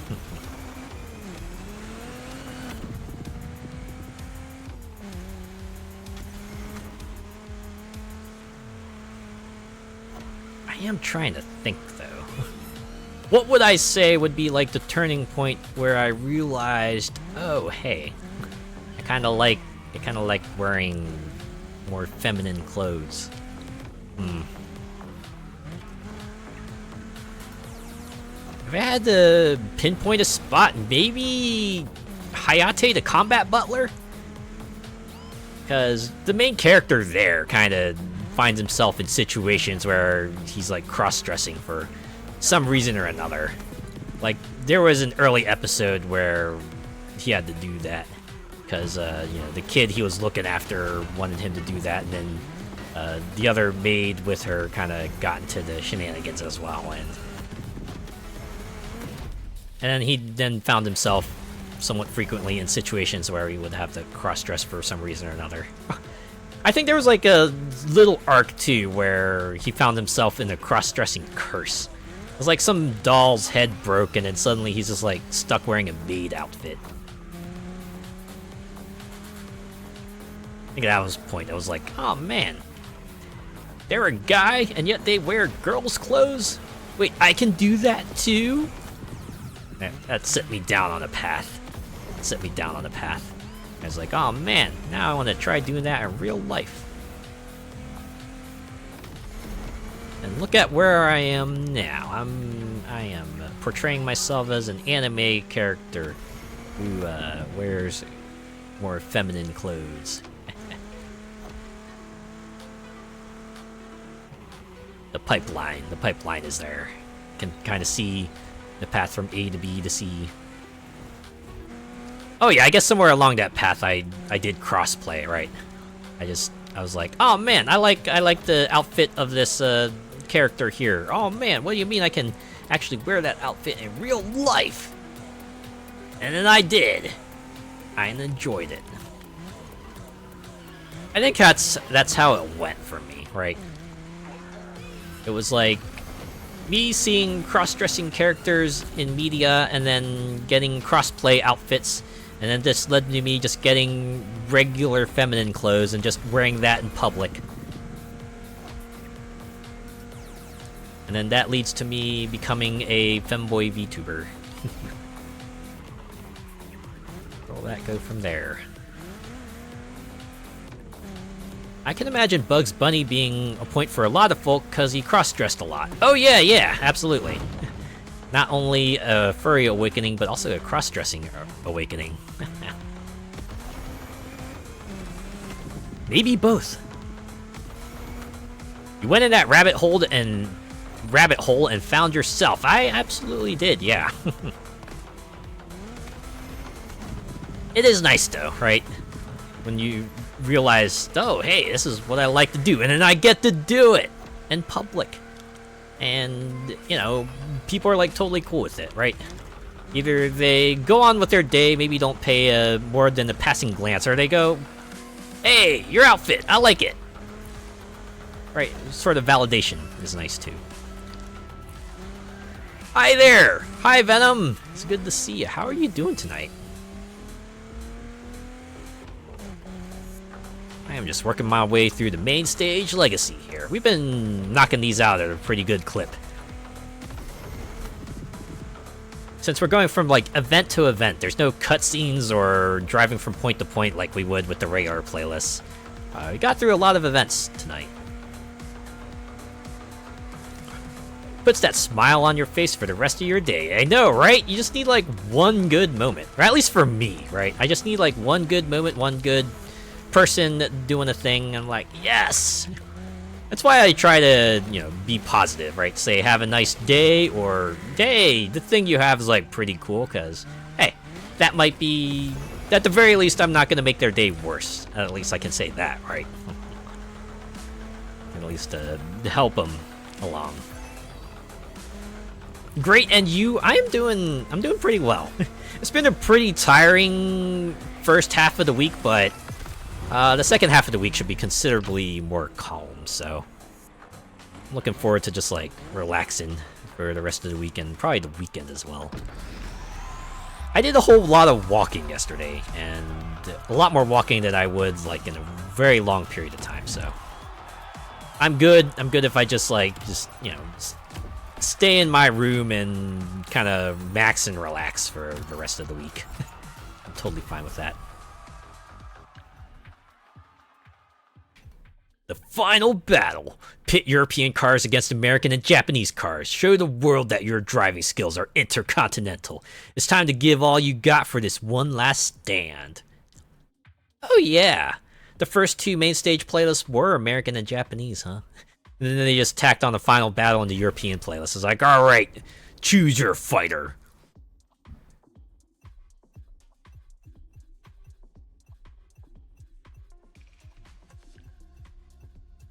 Wow, I can rep the Ivory Tower car. So yeah, I guess we get like the whole selection of Street Tier 2. Or maybe it's just European, because this is a European playlist. Which street? Do I have any of these Street Tier 2 cars at 750? Because I'll probably just drive one of those. Oh yeah, the Audi. Okay, we'll drive that. Feet up, slippers on, and just have some you time. Yeah. You know, the amount of you time everyone needs is going to be variable. Some people might need a whole lot of it. Some people might need a little bit. And it's all valid, right? Everyone kind of recharges at different rates and in different ways. Just gotta let everyone kind of do their thing. As long as they're not harming themselves or anyone else, it's fine, right?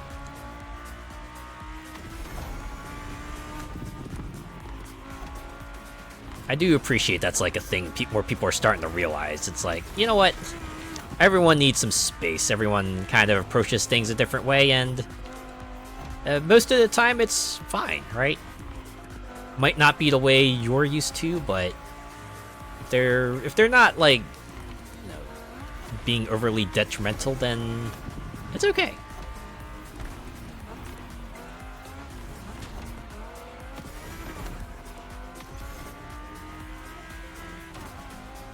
Oh, I just realized this is a one-on-one with Gar.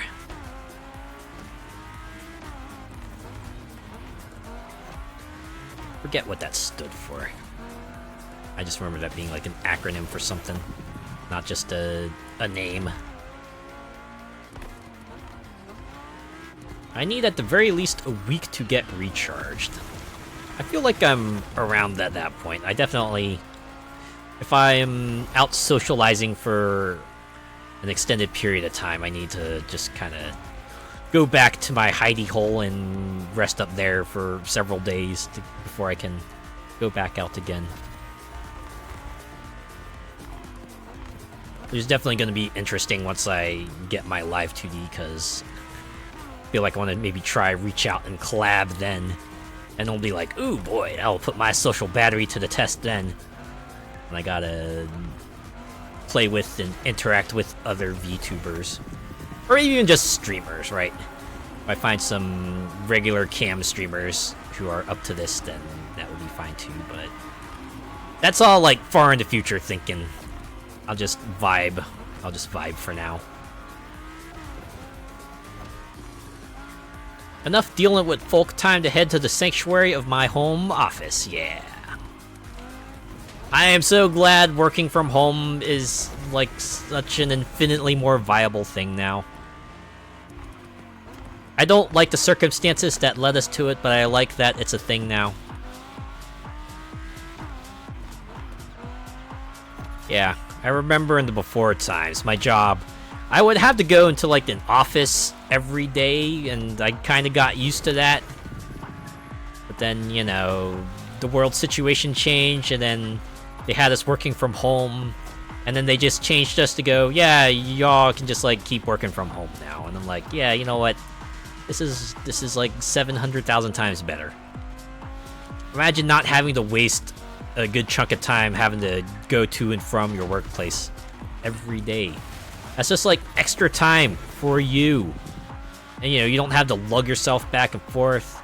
So, you know, it's like more energy for you.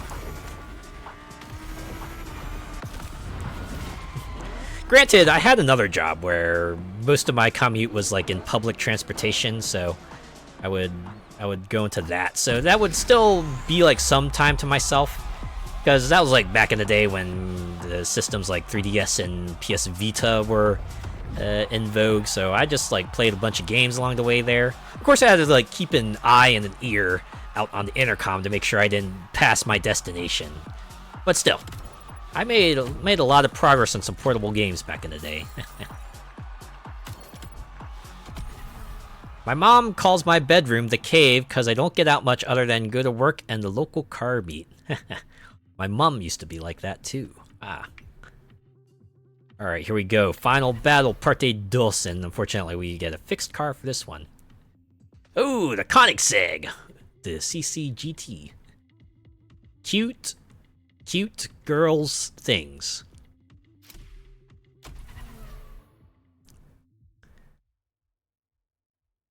That's like basically the acronym for like that particular genre of slice of life, right? Cute girls doing cute things. CGDCT, right? Genre of just like vaguely moe anime girls kind of just like going about their life, right? Because there were a lot of those types of series. Usually like 4 or 5 of them just doing life things.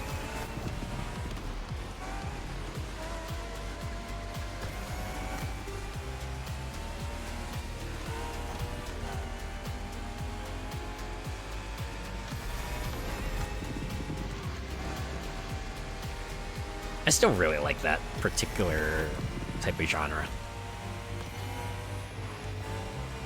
Or at the very least, that's like the slice of life umbrella. I think there's like a particular name for that genre too. It's like a Yasheki. Translates to healing anime, but it's the kind of anime that you just watch and then you just relax. I guess it doesn't necessarily have to be anime either. It could be like a manga. It could be anything else. Just something that you tune into and you just kind of breathe yourself a deep sigh of relief. Let the vibes just wash all over you, as it were.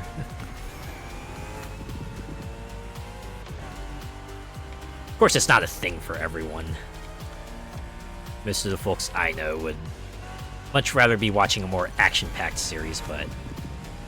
And I enjoy those too, don't get me wrong, but... Most of the time, I just like watching people go about their lives and funny things happen to them sometimes. It's like either that or maybe something like truly absurd. Like along the lines of Nichijou or things like that, you know. Sasaki and Miyano is my comfort show like that. Ah, yeah. See? Yeah, I got something like that. My dad is more like, leave him alone. He like what he does, so it's fine. Yeah, you gotta do you. Sometimes you just gotta have some time to yourself. Clearly, you know, care for those around you that you love, but it's good to have some space, right? Have some rules and boundaries and things like that.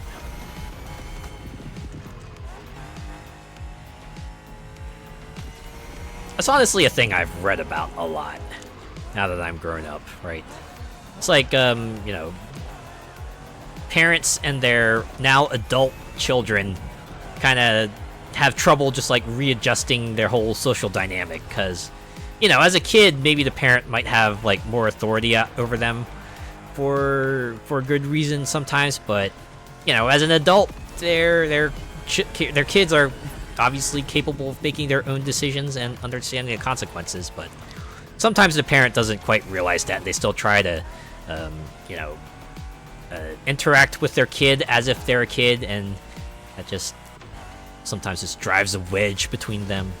Unfortunate when that happens. Although you definitely hear of the success stories too, where, you know, the parent does treat the kid like an adult now, and they have themselves a nice relationship as a result of it, and that's also nice.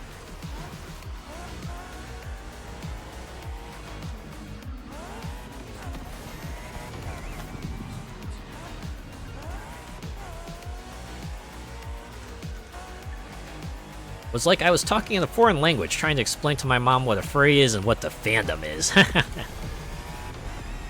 It's always a fun time. Right, when you reveal in full, like, what exactly you've been doing.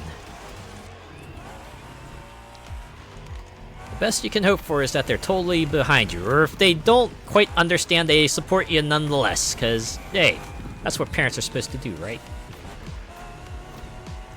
Don't get me wrong, don't get the wrong idea, my mom is amazing, calling my bedroom the cave is an inside joke. Okay.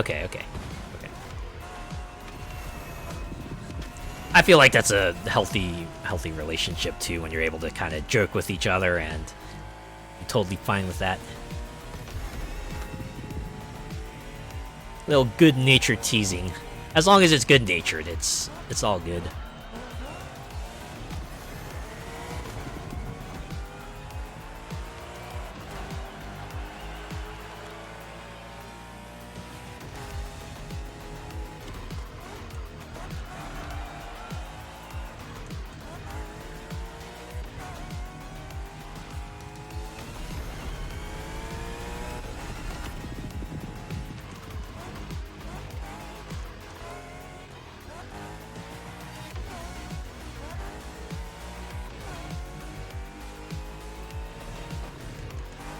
These days, my mom is more likely to ask about local car meets and stuff. It is nice, too, when they try to kind of engage with you on your level. It's like, hey, look, they're really at least making an effort, right, to try to Try to connect with you. That's cool. I'm in the basement, so fair enough. Haha, okay. Yeah, I get it. Obviously, a subterranean environment would usually be compared to a cave. I can see the genesis of that in-joke. Actually funny, incidentally. I was actually talking with my mom today. And yeah, she knows that I cross-dress, so we had like a brief talk about it. It was mostly just like the usual worried mother stuff. Just like, yeah, just watch yourself when you're out there and you're dressed as a woman, cause you might attract certain folks, and you gotta be alert, cause everyone's gonna see you as a woman. Like, yeah, I get it. I understand. Thanks, Mom. I call my garage the Fox Cave. You know what? That doesn't surprise me at all. I don't think I have a name for my space. It's just my space, and not the Tom Phelps site either. It's just the place I reside. All right, a Pagani Huayra Rubicon Edizion. I probably absolutely butchered that. Sorry. All right, part 4 of the main stage Legacy. Looks like it's gonna be a lot of Hoonigan stuff. Alright. My office is my sanctuary. I imagine for most people it is.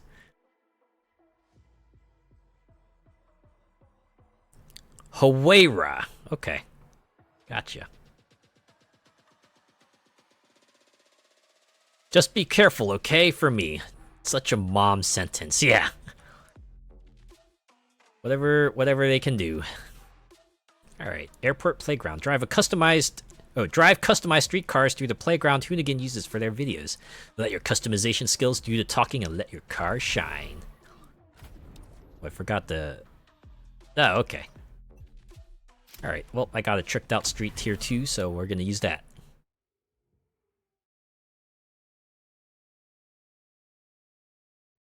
Have you been eating right? Is another mummism.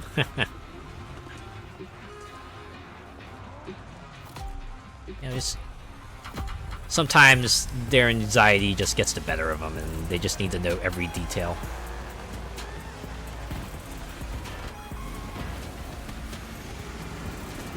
I get it sometimes. After so many years of having to care for the kid, care for your kids, and making sure that they turn out to be alright, finally just letting them loose in the world, and they're just hoping, praying that everything they've done up to this point will set their kid down a good path. And well, they can really do is hope, right? Sometimes they just need updates. Something like, have you been eating right? What have you been doing? Have you been keeping in touch with your friends? Anything that lets them become reassured that, yes, everything is alright.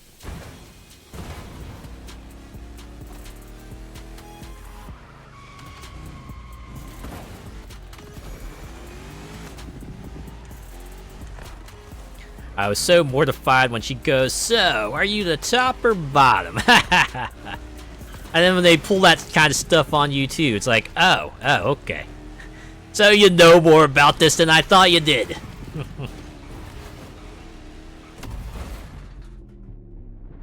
So I imagine that would go back into the whole good-natured ribbing. I'm sure, I'm sure they're like totally fine with that kind of stuff. Just gotta let them know, hey, I know about that terminology. For real? I know, right?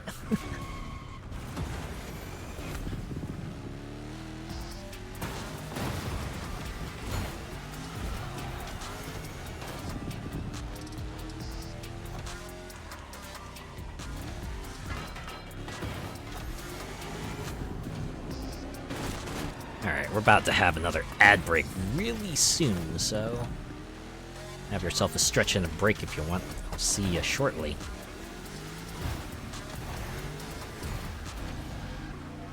do apologize that you won't be able to see the end of this race, but trust me, you've already seen the first lap, and it hasn't really changed since then.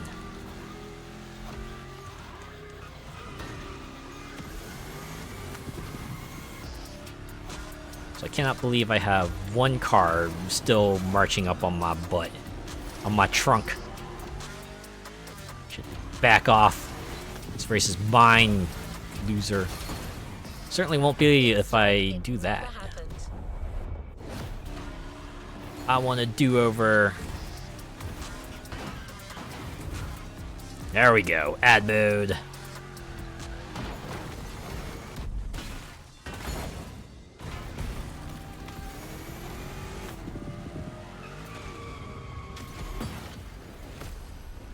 Huh, that was a challenge? Alright. Oh hey, that's one more challenge I don't have to worry about.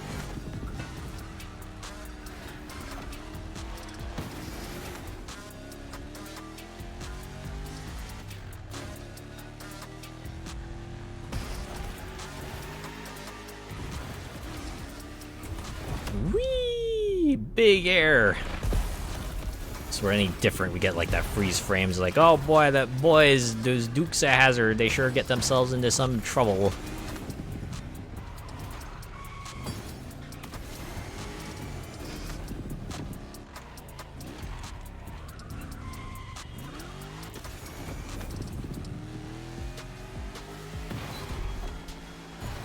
Keep on flying. Oh, hey. The end of the event. Alright.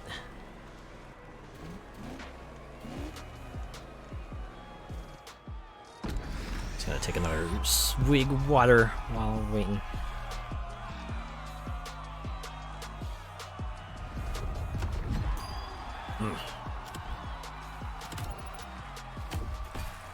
And we're back. Welcome back, everyone. I hope your ads have served you well.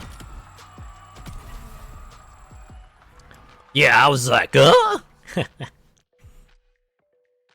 It always catches you off guard. What you got here? Oh, okay. Just driving Audi. PvP balanced.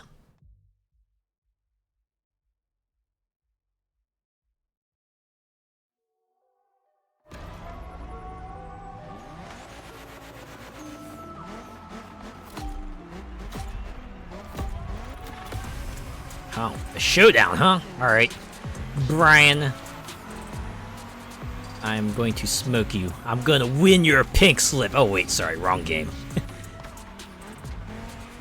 Oh, wait, I think I took the wrong path. I think I was supposed to just follow the road here. And I did. I was supposed to follow the road a bit longer than I did.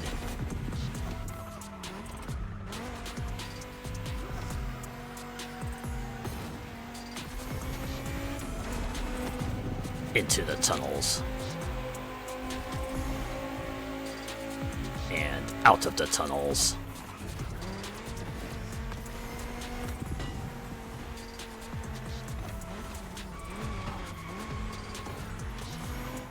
This Audi is such a cool sleeper.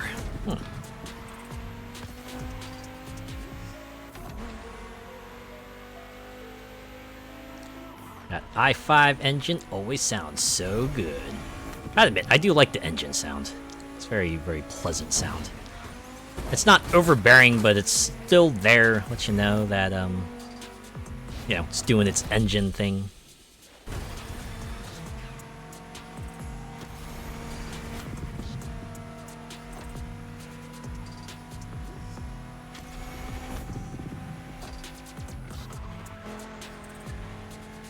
Man, driving on this track is weird in a Street Tier 1. You just have, like, infinite time to kind of anticipate the turns, and unless you're, like, going really, really fast, you're not likely to hit the walls.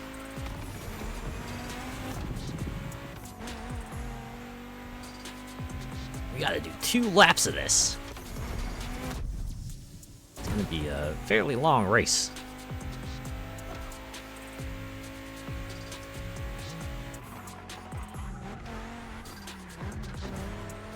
There we go.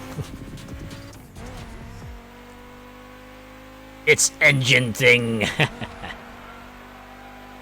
You know, I saw some other streamers have like a quote command that they can do, right? You just like, I guess streamer does funny quote and then someone can go ahead and record it for posterity. Maybe I should look into including that. Admittedly, I don't know how many quotable moments I do have, but I suppose it would be fun to have an option there for kicks and giggles.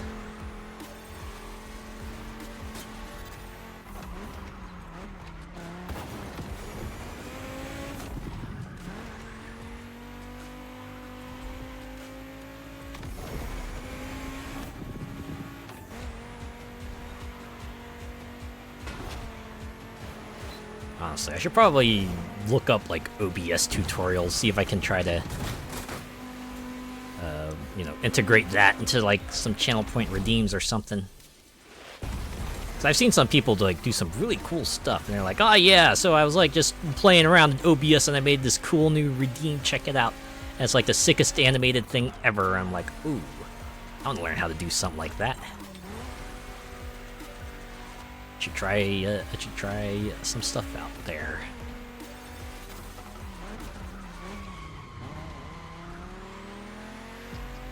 Just look like a bit more into OBS and see what it's capable of.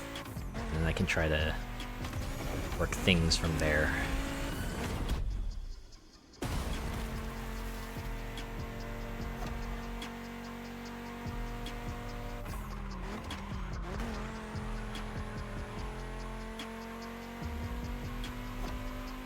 I guess redeems are kind of like a double-edged sword. At least for some people, I notice, right?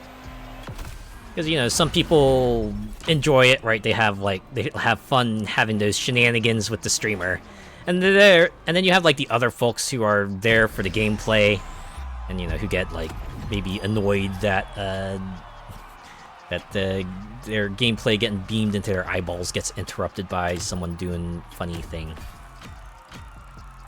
I guess I can see it from both ends, though. I guess at some point, if you know, the streamer you're watching kind of rubs you the wrong way, well, there's other folks out there, right? Everyone needs a Femboy Friday redeem. Are you talking about like that one video that some people like occasionally post that has like a bunch of Femboy characters like dancing to a particular theme? Gymkhana 1, Makua Black Beach.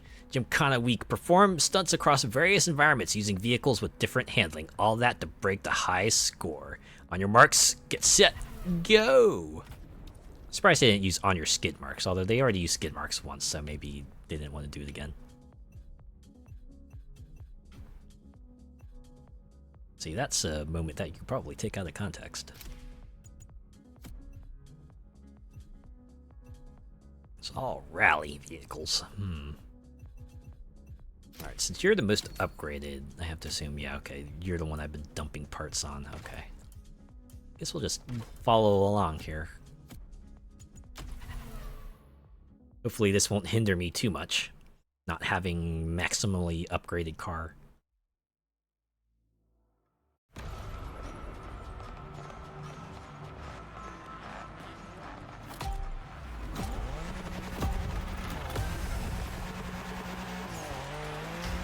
So we're against Brian, Zach, and Vin. Oh, like Vin Diesel? We're driving against Vin Diesel? This is like the kind of thing he does in between his stints in with the Fast and the Furious. Ah, okay, so this event has the Gymkhana bonus meter. Alright. I'll probably get like one hurricane filled. And that'll be the extent of it. Alright. I don't need to win, I just need to be top 3, so. As long as I stay not last, I'm good. Oh man. The not last thing tends to be like just as stressful as, say, a top 3 with maybe more racers, because, you know, it's always a bummer when you're like not the one who's moving on. Actually, it reminds me, a long time ago, this is like a really, really long time ago, I was in a tournament. I forget what game it was specifically, but the structure of it was pretty much like, you know, a 4-player free-for-all match, and the top 3 get to move on. So basically, the first person to get KO'd is out. And I was like, in the first round, I was the first person to get KO'd, so I was out. And I was bummed. I was like, oh man, all I had to do was just like not get knocked out first, and I couldn't even do that. Dang it.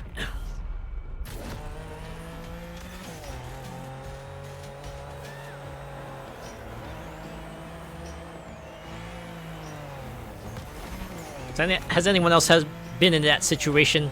Not necessarily a competition, but you were just like right at the cutoff and you fell just short for one reason or another.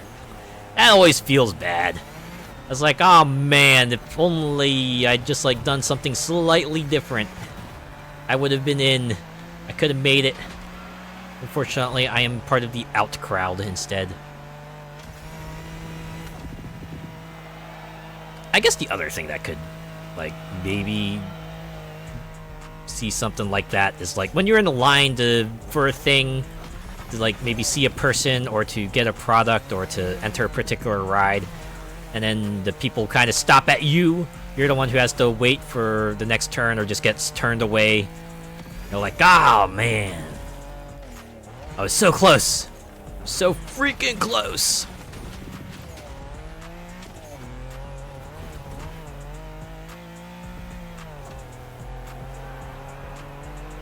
I have seen that happen for, like, autograph lines, right? The cons I went to, they would have, like, the free autograph lines. You didn't have to pay for them, but obviously the people there could only be there for a limited amount of time, so they would have to cut them off at a certain point. So you'd always see, like, where they would cut off, and you'd be like, oh, man, I feel for them. Just, like, either hope that they're part of the next in-group or hope that they get in at all.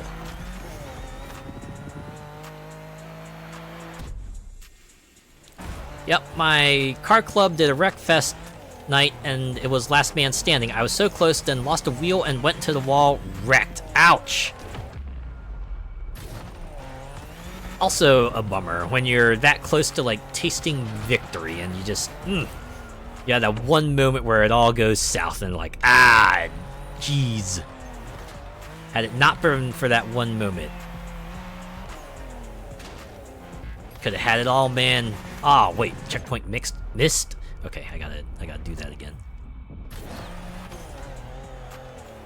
See, thank frick, this is just a finished top 3 event. If I had to win, this would have been a very, very different scenario right now.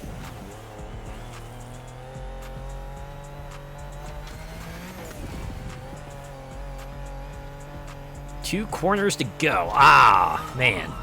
So close, so close.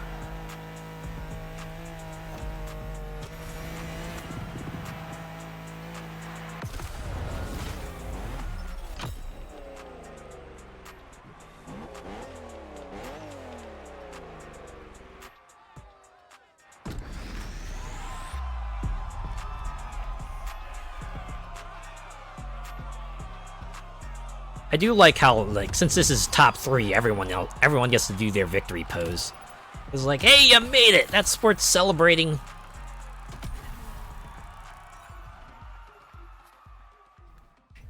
Now we're on Gymkhana 3. So I'm guessing each Gymkhana had, like, a different number. Alright, and this is a fixed vehicle. Alright. Fixed vehicle, fixed specs. So I don't have to worry about slapping parts on you.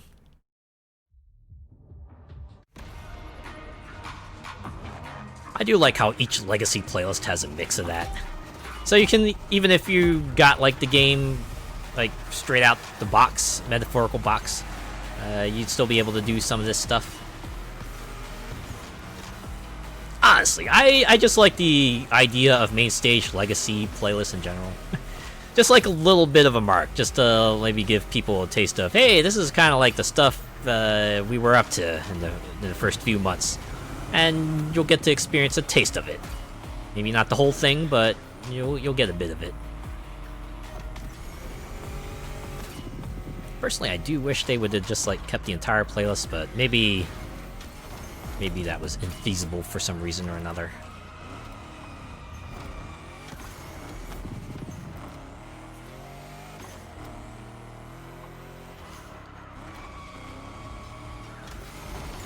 Honestly, with the way the game, I do like the game is just constantly being updated to have even more stuff. Like, if they continue to support Motorfest even like a few years down the line, you know, with Motorfest probably just going to get cheaper down the line too. This will very much be a game worth picking up if you need something with like a whole lot of content and you're okay with like the driving mechanics of the crew.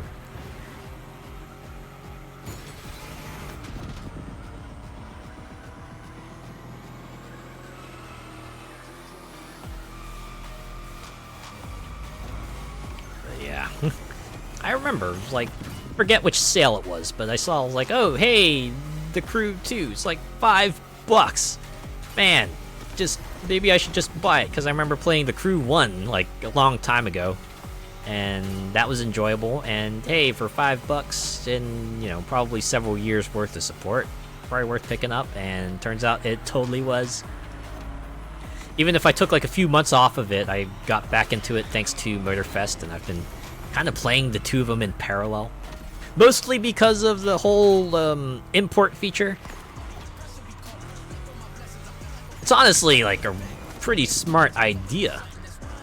Especially since it's not a one-time thing, right? It's just an account link. So if I ever get like any more cars in the Crew 2, which I am, I will just have them in Motorfest as well, so... Still every reason to say go and do the weekly summit for the Crew 2 in tandem with playing Motorfest.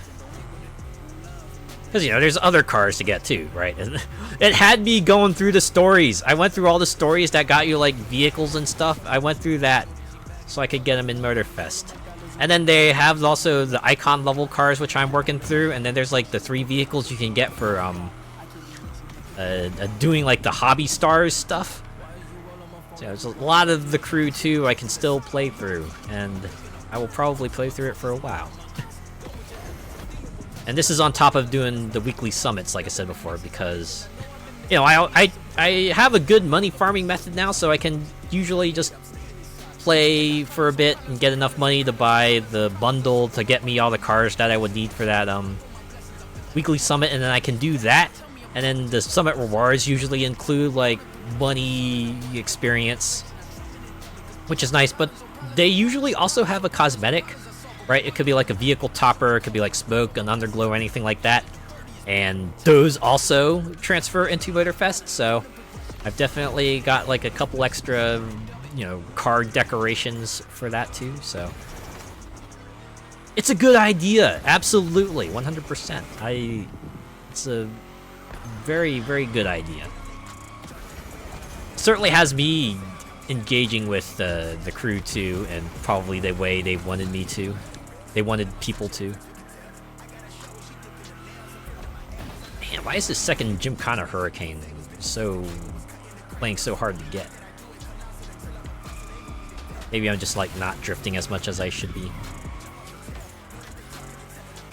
You know, I feel like if I drift like way too much, I'm just gonna lose too much speed and everyone's gonna catch up to me, you know?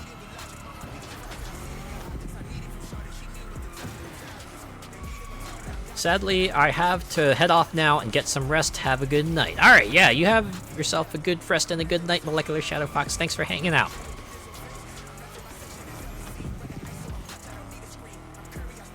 Oh, well, at least I got 2 of the Hurricanes. That's usually good enough, right? I'm fine if I don't get the other 2250. It's like practically a drop in the bucket with all the prize money I'm winning anyway. It's a nice bonus, but it's not an absolute necessity, you know? Yeah, it's not like they're recording it either. It's not like they're having like 1 out of 4 hurricanes beside the rating here or anything like that, so we can just leave it. We can just leave it where it is.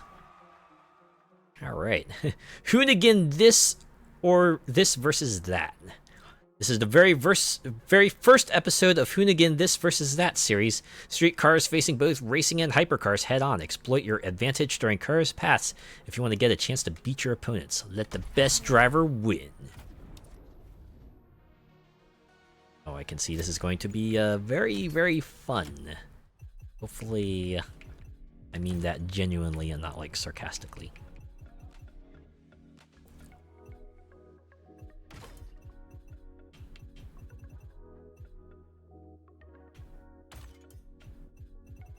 Man, why is like street cars the only category that's separated into 2 tiers?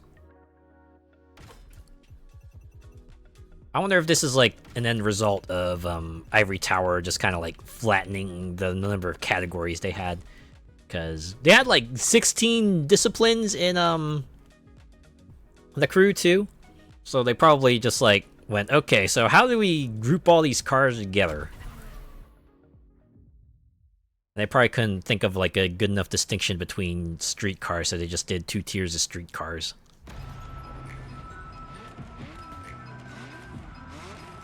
Because, you know, you remember in the crew too, they had like 2 different categories of, for example, like boats and planes, but they've consolidated them to like 1 boat, 1 plane category. And Rally too was like divided up, right? They had like Rally Cross, Rally Raid, things like that, but now it's all just Rally. I guess there was like more of a point to making that sort of distinction when your map was like the entirety of the United States, but you know, since now it's like a very tiny section of yeah, it's at least a comparatively smaller map. Having 16 different disciplines might have been overkill. Might have been too granular for its own good.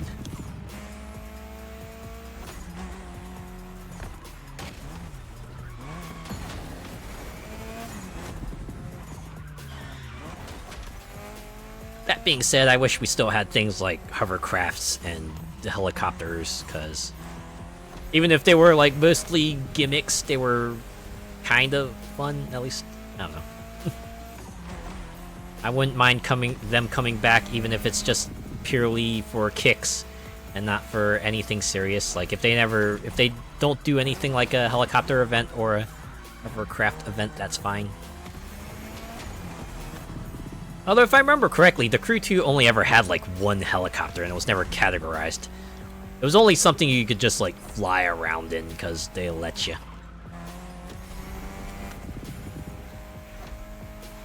Probably the reason why they didn't bring it back for Motorfest.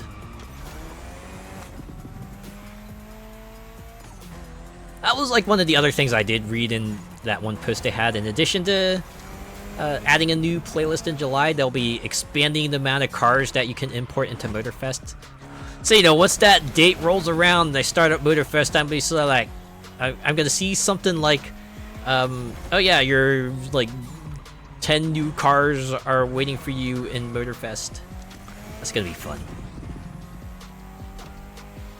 It's always fun whenever I buy a car in the Crew 2 and then I just start up Motorfest later and I see the message, yeah, your new cars from the Crew 2 are now waiting for you in Motorfest. I'm like, yeah.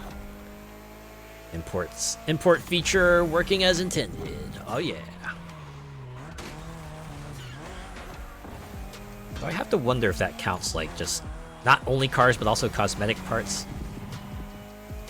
Because it does feel like I'm not buying that many cars, but I feel like I get that pop-up a lot whenever I start up Motorfest.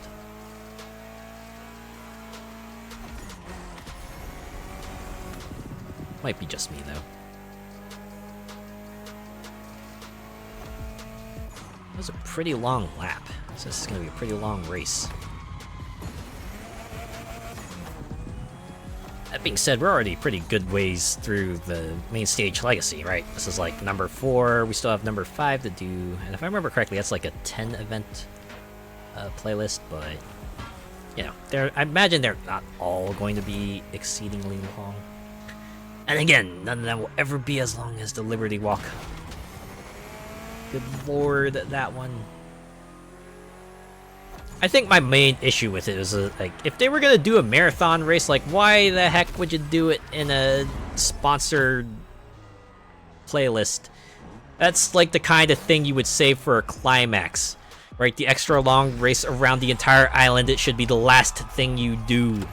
Shouldn't be as part of a advertisement for a brand. Like, come on, man. There we go. Oh, German Street versus that. Huh. Or the Goliath in Forza Horizon 4, yeah, right? Because, like, in the Horizon series, the big marathon races are usually the end point, right? They're like where everything would kind of reach ahead. At least they did in Horizon 4 and 5. If I remember correctly, Horizon 3 ended with like the 5th showcase event, and that was also cool.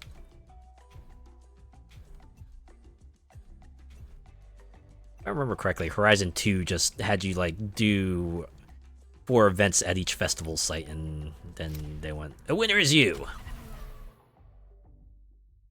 And I must confess, I never did beat Forza Horizon 1, so I'm pretty sure, you know, you beat Darius Flint, and that was like their conclusion. Because, you know, that was the one with slightly more fleshed out characters. I wouldn't say much more, but they definitely had a bit more depth to them. Even if that means we're comparing like a puddle, yeah, or like a spill on the countertop to a puddle, basically. Depth is depth.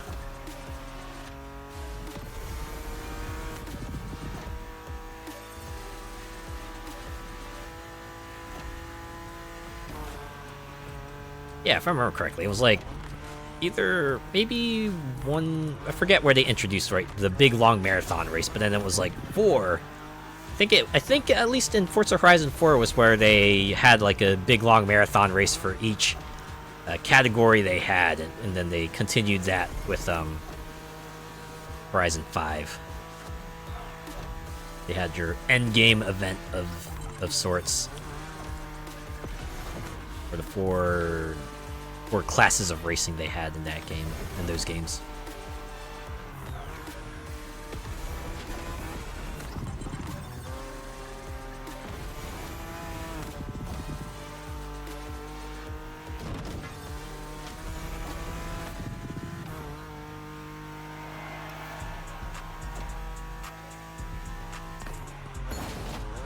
Friend request. They don't even say anything else, it's just friend request. Like, bro, I'm not gonna open that. You know what they say about texting and driving?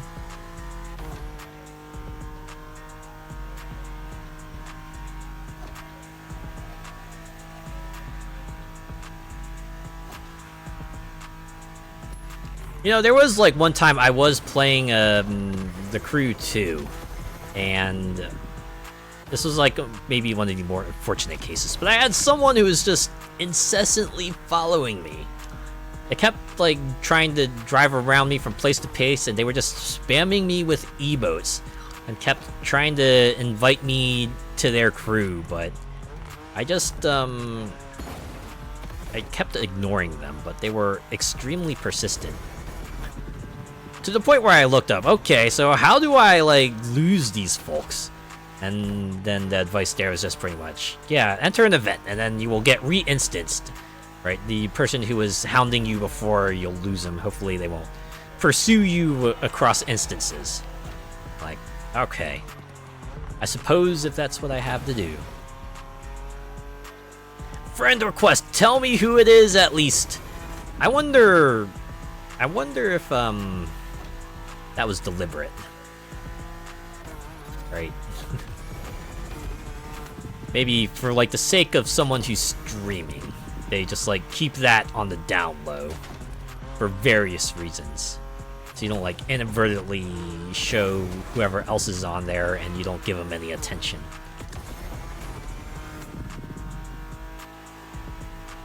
Maybe it knows I'm streaming, because I definitely get friend requests offline, and it feels like they pull up like Ubisoft Connect UI too, but they didn't here. Although it did show up on that one other stream, so I don't know. I'm just like talking out of my butt here. On multiple days? No, thankfully no. It was just like the one night. So yeah, they didn't hound me over multiple days. If they did, that would have been a problem. That would have been a serious problem. But thankfully they didn't. Hopefully they didn't do it to anyone else. Although I know I'm thinking extremely optimistically there. Well, we did it. Ashley has been served. Now we will move on to the next part. Where are we at? Okay, the last quarter. Take the most popular vehicles and give them a spin around the most breathtaking spots in Oahu. Take your time and enjoy the ride. Oh, I sure will. Ad mode! You know what? I should probably take another swig of water.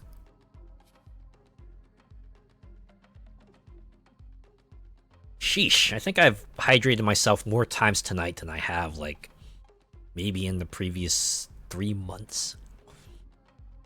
I don't know what's different about tonight.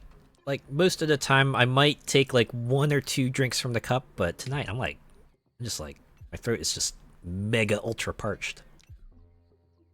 Maybe that's a cue for me to just, like, actually drink more fluids during the day. I don't know. Maybe I should do that. I mean, I do drink fluids. I drink sometimes soda. I drink water. I drink juice.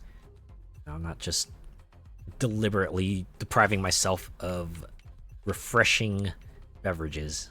No.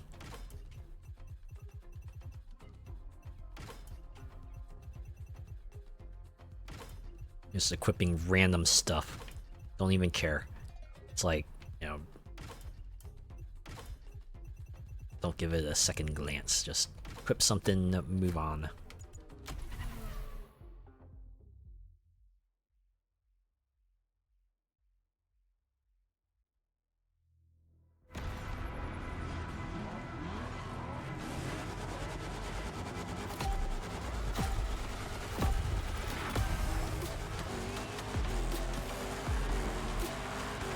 And it's over! Welcome back, everyone. Most probably a kid or someone who can get some sort of benefit of having you in their crew. Oh yeah. You know what? It's possible.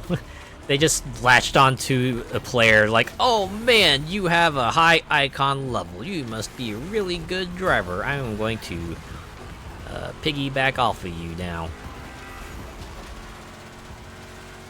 To be clear, I would have turned down any request no matter what level.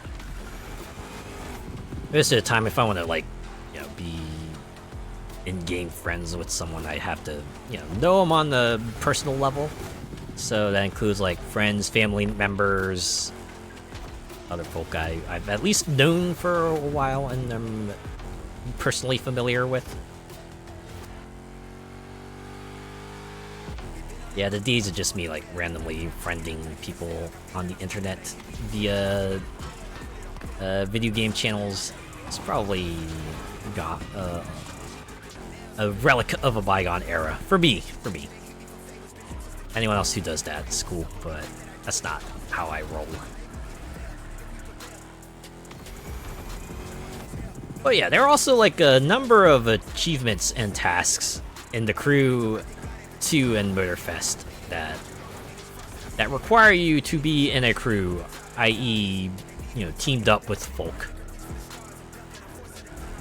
Especially prevalent with, like, the challenges here, because there are several challenges that require you to be in a crew to be completable at all, but thankfully there's only a handful of them, right? It's not like 90% of a challenge requires you to be in a crew, so as long as you're not worried about getting the biggest and baddest rewards, probably okay. Man, only already 2 minutes in, and we've only covered like a third of the track. It's gonna be a marathon.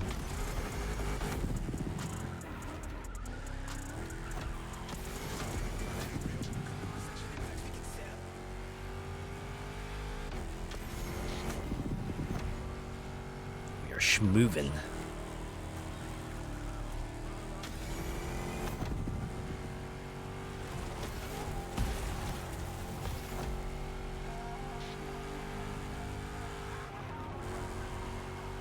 You know what else happened to me today? I met with a friend, right? I have a friend who like does a lot of traveling.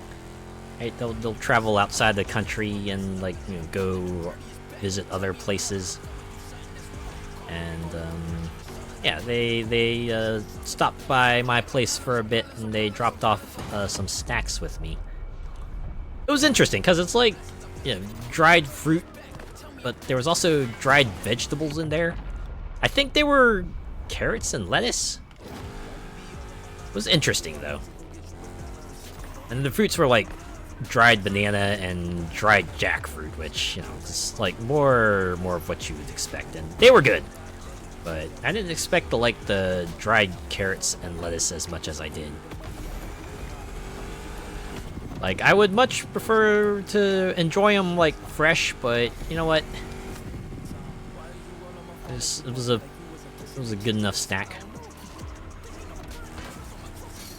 What was like the most interesting food you've eaten recently? If you've eaten any interesting foods recently? For me, it would probably be that.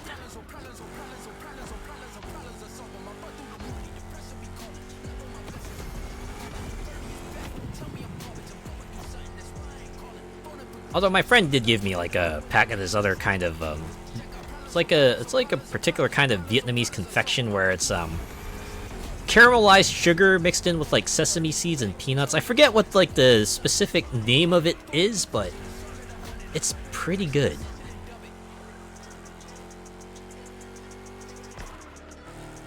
It's like got your mix of sugar and there's a little bit of protein in there too. So it'll satisfy you, at least for a bit.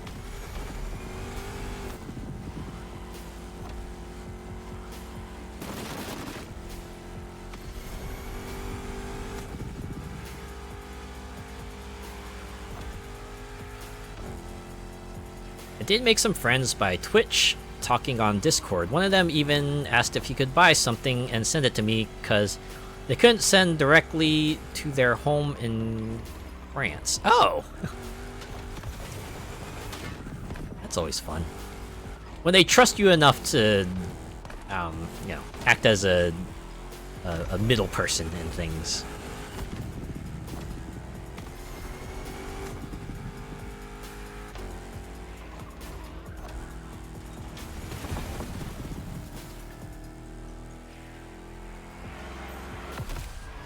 Boom! 5.5 minutes, so fairly lengthy race, but still not that bad. It's about average length for a race, to be honest. Usually I'd expect a race to be like about 2 to 6 minutes. That's about a good length of a race for me. If it's any longer, it has to be for a really good reason. One more competitive racetrack. And this is the holiday special, apparently. Ooh, the Bugatti Divo Magma Edition. Oh my god, look at that color scheme. Oh man.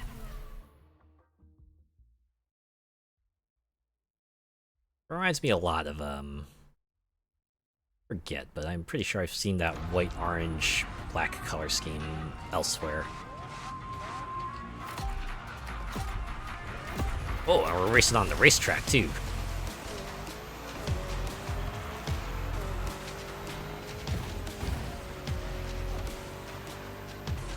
Yeah, knockdown, drag-out battle. Well, maybe not literally.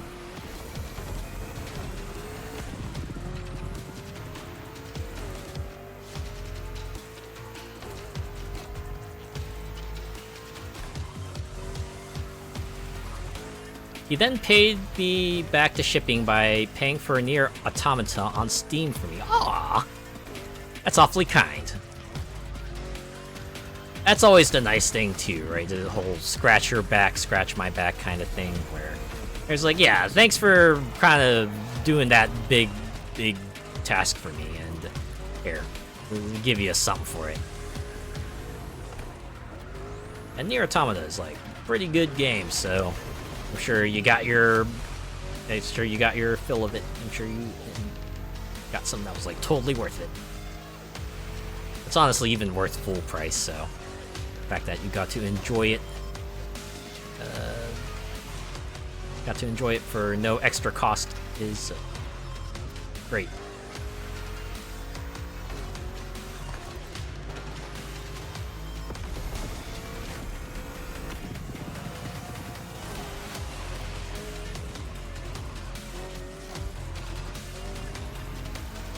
I've definitely done things like that too, where,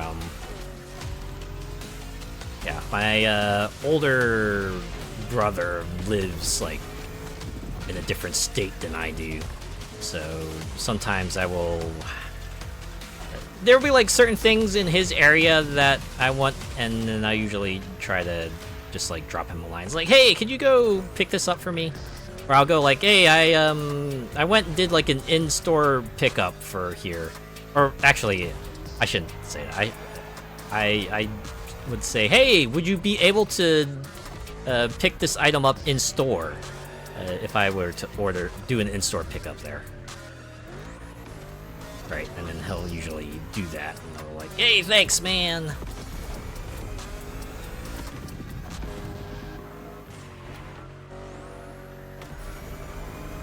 But yeah, I'll also like gift him games on Steam as a way of saying thanks.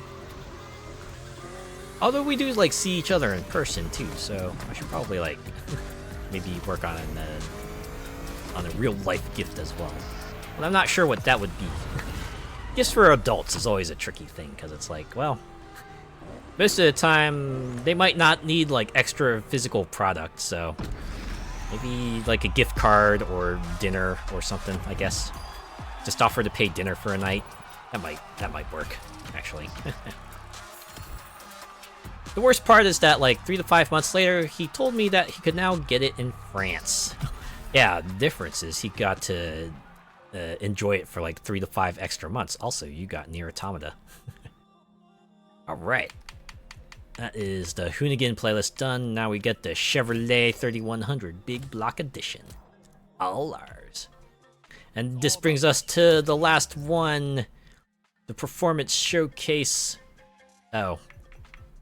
It's more Hoonigan. Oh, alright. Okay. Quick, reach an even higher speed, drive street supercars to their maximum and beyond in a flurry of outrun races. Put that pedal to the metal.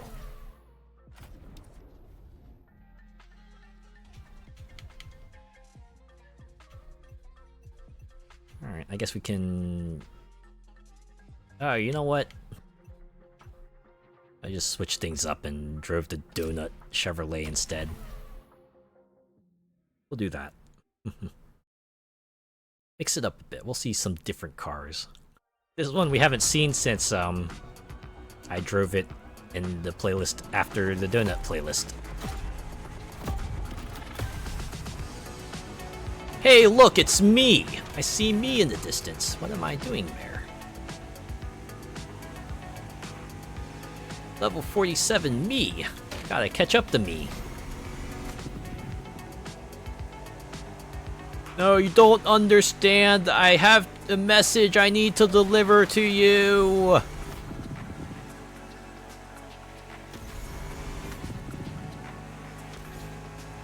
And the next day, someone will try to rip your skirt off, so you gotta be like extra careful.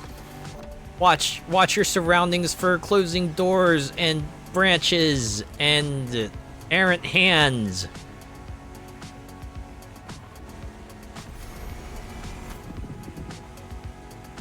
If that's me, who am I? Oh man, we're getting to Mind Screw territory here. Who would have thought? The Crew 2 is actually an existential crisis game. And suddenly you see like the environment warp around you like it does in The Crew 2. Like everything just goes all like Mobius strip and stuff. You know, the ground just like breaks apart. Or you know, the sky changes color. You see like a giant, I don't know, a giant human, any human just like appear in the sky. The face just like staring down, going, I see you.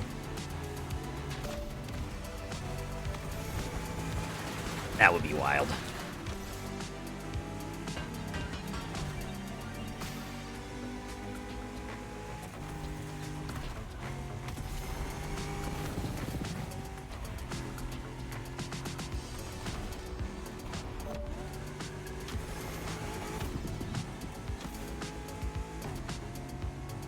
Anyways, I'm like smoking them. They're like so behind me now. I wonder if that's like mostly because they were driving a worse car before. But now I am driving a fully tricked out donut Chevrolet car. So I can totally outpace them all the way. They will be eating my future dust.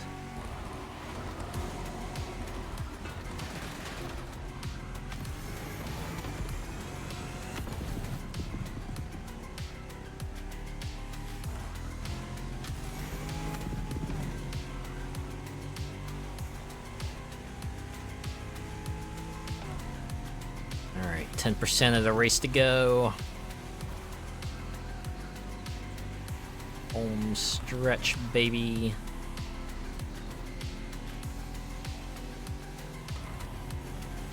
Ahaha! You thought it was the crew Motorfest? It was a deception all along. I tripped you yet again, Azure Gale. Lol. It's like a Glittermitten Grove situation. Oh, you thought this was the crew Motorfest? Actually, it was deception. Oh, you thought this was like a new Glittermitten Grove game? Psych! It's actually Frog Fractions 2.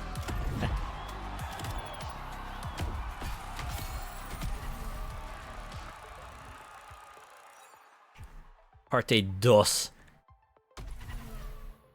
Is this another outrun race? Also a fixed car. Alright. I assume this playlist was just all outrun events. Maybe like 90% outrun events. Actually, it'll be like maximum...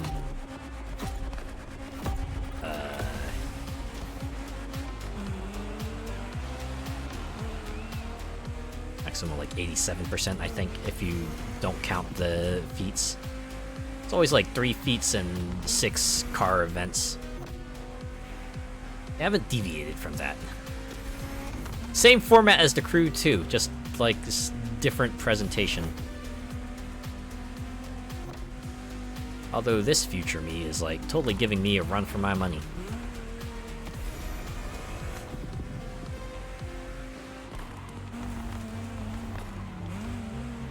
You don't understand, man. The very next day, someone is going to try to pull your socks off, so just, like, watch your feet. Right? Watch out for any glue traps or, you know, brambles or errant hands.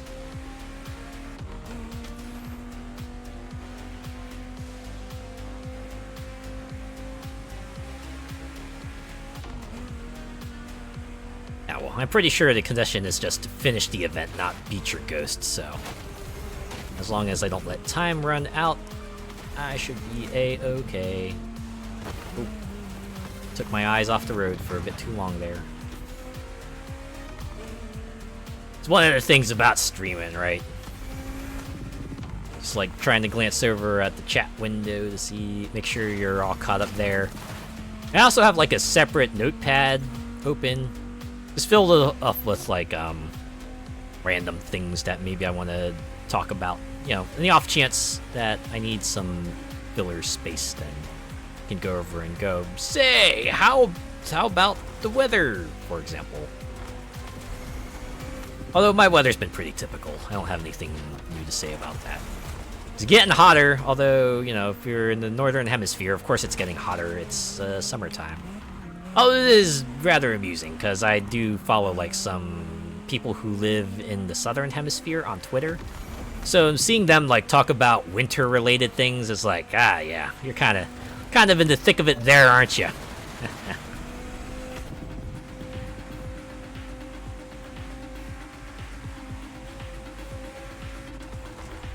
You know, once it rolls around wintertime for us, it'll be summer for them. So we get to see them talk about all the hot weather, while those of us in the northern hemisphere get to talk about cold weather.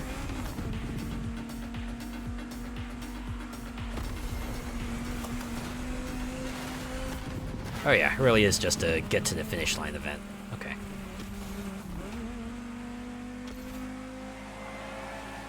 No, that means future me is totally gonna be losing my socks.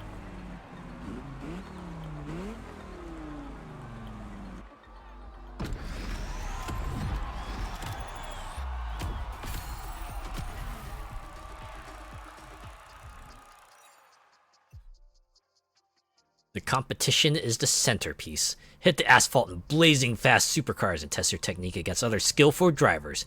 It's a game of inches. I like how this kind of vaguely looks like a baseball pennant, but it's got like crossed wrenches instead. Also, the Hoonigan, why is that like so much bigger than the background? That would totally not fit as like a real life pennant. Oh, that much is certain. I mean, obviously it was never meant to be that, but that's just what I'm joking about.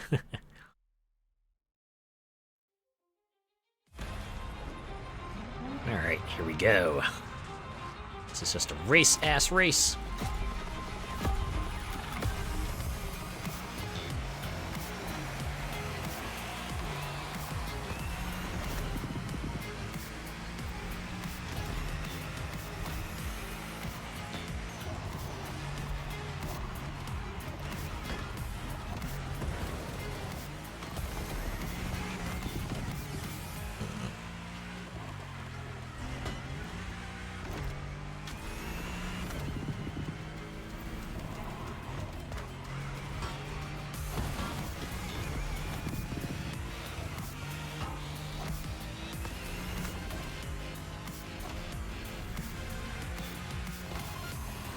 Alright, I think we'll be okay.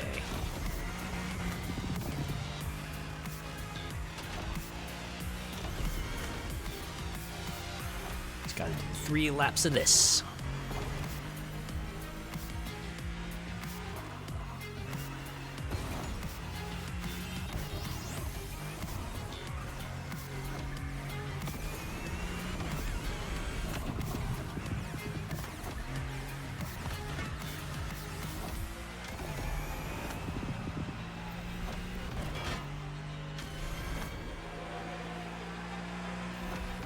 Wow, it's a pretty quick lap too, so this race will be over in a jiffy.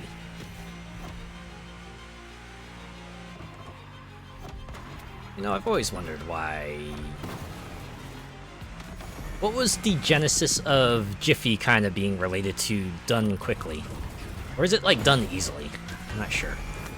But you know, in a jiffy just means, yeah, you know, this will be no problem at all. I'll get this just done right quick.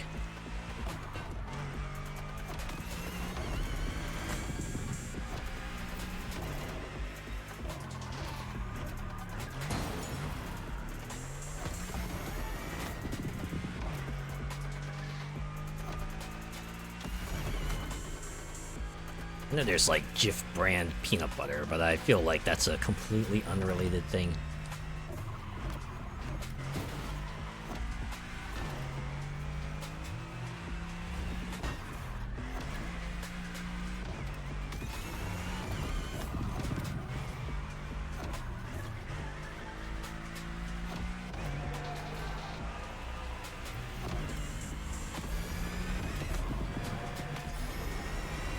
Go final lap.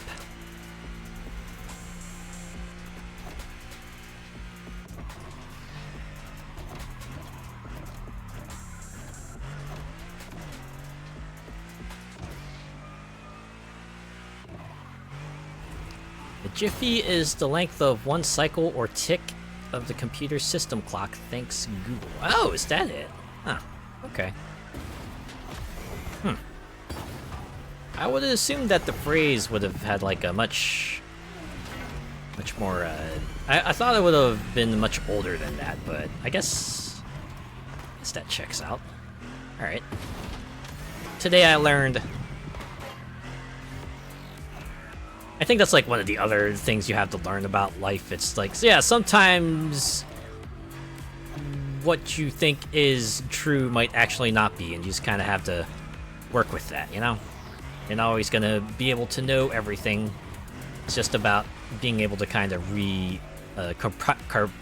compartmentalizing everything you know up to that point. I guess also being able to know, like, when someone's trying to pull a fast one on you is also a useful thing to know, but...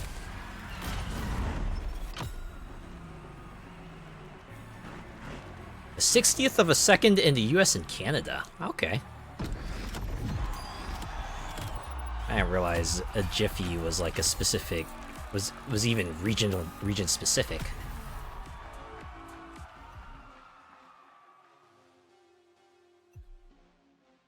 Go. Part 2. It's another known vehicle. You think it's true, but it isn't. Deal with it. Yeah, exactly. You just have to adjust because the world has already adjusted around you. They're going to leave you behind whether you like it or not. For better or worse.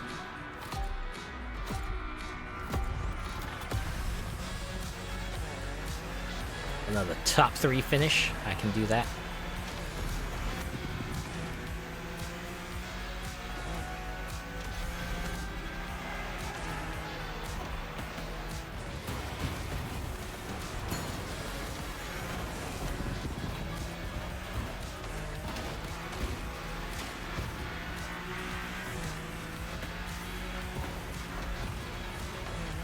Just knocking them around. It does feel nice when you're the one who's able to knock cars around. So it feels like in 90% of the time, you're the one that's getting tossed around like a can of sardines. I don't know. I just have like bad memories of Split Second where I feel like I would just get flipped upwards because some car decided, no, I will drive right through you. I'm not going to drive around you. I'm just going to drive right through you. Even if I gotta take you over me, then that's what I'll do. You know, fairness and physics be damned.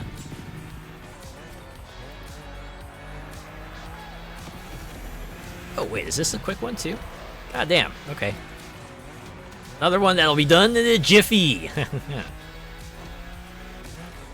But there's another meaning. A jiffy can be an informal term for any unspecified short period. As in, I will be back in a jiffy. From this, it has acquired a number of precise applications, such as the name of multiple units of measurement, each used to express very brief durations of time. Oh, okay. So this is just a thing people said. Alright. And then people decide for kicks, we will formalize it in some manner or another. Yeah, it's always interesting to see the evolution, or at least the pathway some words and phrases take. Internet can be a fun place for that. If you're just decided on the whatever trivia, eyes on the road, got it. Yes, my bad. Sorry. I really ought to do that more, huh? It's okay. I'm still winning. Am I winning? Yes, I am. Oh, that actually did. I saw, I think it was on Reddit, my favorite version of like a meme fusion.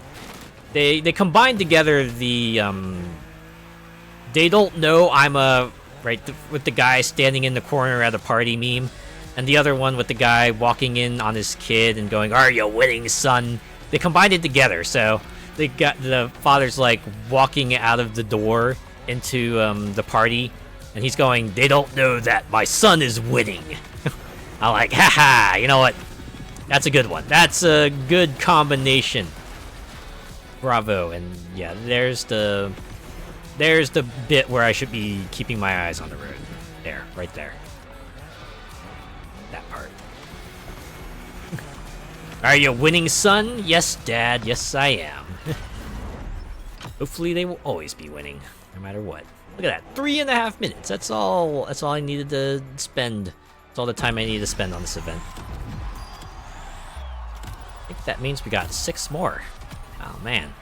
To think we're reaching a conclusion here. We're almost at the end of this whole journey. Oh, what? I get just the one car, but I gotta trick it out. You know, I made a list of cars. I think I said this already, but I made a list of cars I needed to get to kind of open all the events in the main stage legacy playlist. And most of them I could get in the crew too, but it turns out they were like a few of them that I guess either weren't available or maybe they were introduced in Motorfest, so I did have to spend like a little bit of cash in Motorfest to kind of open them up. I think this was one of them. Reach top 3, it says. There's only 2 cars, so I guess this means no matter what, all I gotta do is finish the event and we're good. So I guess the regular version of this event must be like a multiple person race, but devoid of context. I don't know why. Oh wait, no, I do know why. This is like the old this versus that. This was like the old this versus that event. So yeah, it explains why this is a one-on-one. Yeah, okay. I got all the context I need. Oh, good lord, I swerved way too much there. I need to back it up. I need to try that again. I need to stop. There. Go from here.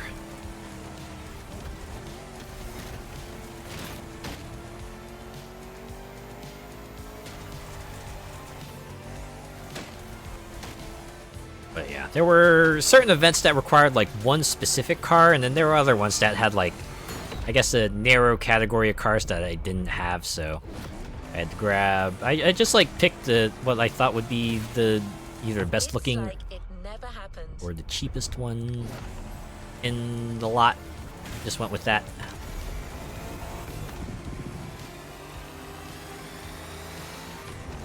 Man, what a race this has been, huh?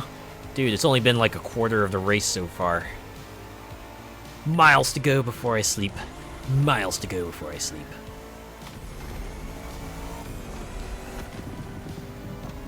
In this case, it actually is miles. Several miles, in fact. But we're not doing them on horseback. We're actually doing them in a car, so should be able to cover all that distance fairly quickly.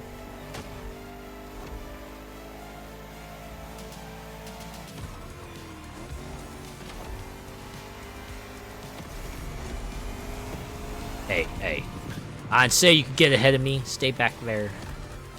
Remember your place.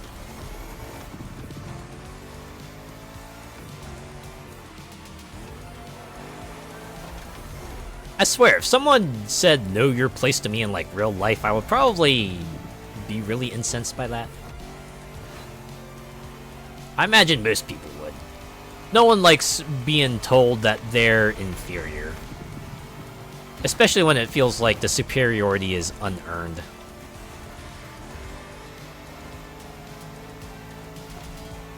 Either that or someone just has like a way bigger ego than they probably deserve.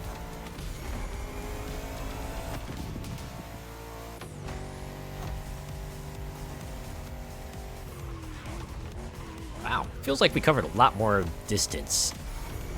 That 50%, extra 50% was only like another minute and a half, so must have really been hitting some high speeds.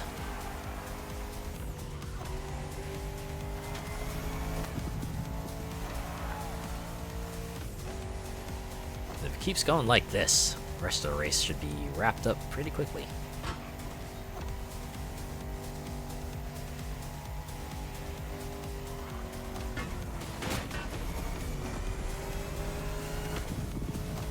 There it is, the finish line. Wow, competitors nowhere in sight. Goddamn.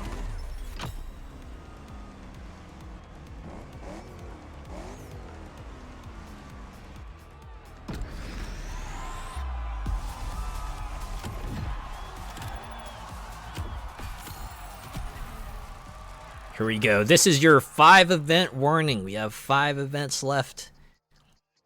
This or that, parte dos. Lamborghini hypercar. I can't believe I almost said Lamborghini hamburger. What would that even be like? It'll be like the most geometrically interesting hamburger of all time, that's for sure. In the second episode of Hoonigan This vs. That series, join a hypercar team and compete against racing and street cars this time. Show the world that fast highways always beats glitzy handling. I wouldn't say that. Each has their appeal.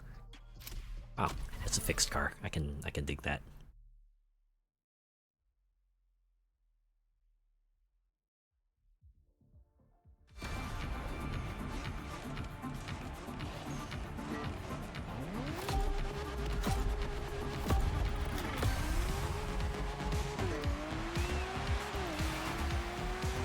Finish top 3 once again. Don't be last. I think I can work that. Hopefully these other competitors won't be absolutely cracked. That's all I need. I just need at least one of them to suck and I will be okay. Looks like in this case they all are maybe not the best. I think I at least see... Okay, one of them's keeping pace, the other two are far behind, so... You know what? If Brian gets ahead of me, oh well. It's when, like, you know, Zach and Ashley also get ahead of me that I should start being worried.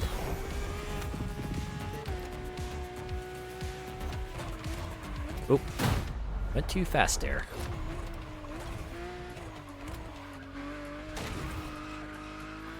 Honestly, it feels like you can at least trust the driving line in this game as you can in Forza. It has to be pretty accurate with regards to where you should be braking and where your driving line should be if you want to be maximally effective on the road. Not the world, the road. Although maybe the world too.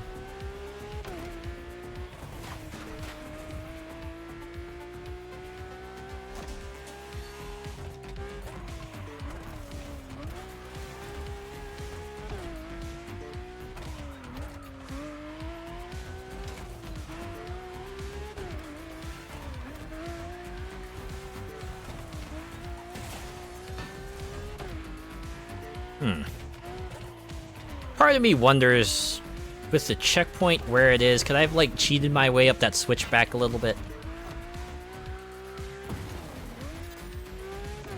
Or maybe since these walls are, like, super solid, maybe that would not have been an option anyway. I've noticed that with the Crew series, at least. They're not afraid to put in, like, more indestructible barriers when necessary. At least compared to Forza, I think. Forza does have barriers, but it does feel like, at the very least, they more clearly denote whether a barrier will be indestructible or not. Whereas, say, in the Crew, you're never entirely sure if you can, like, bust through a wall or not. Or at least in the Crew, too. Right? It's like a toss-up whether, like, a guardrail or a rock wall or, like, even a stone fence would be something you could bust through or not. Might be just me, though, as usual.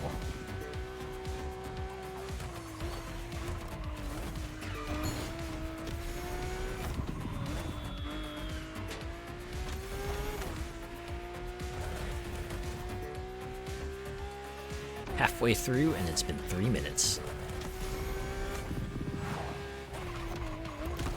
Well, at least we're getting ourselves a nice coastal drive, though, right? Always a fun time, that.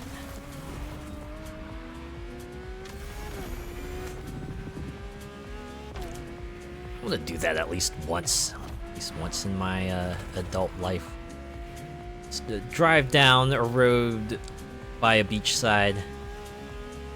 Just lose myself in the moment, as long as I keep my eyes on the road. That's gonna be the hardest part. Gotta remember that I still gotta drive while I enjoy the scenic road.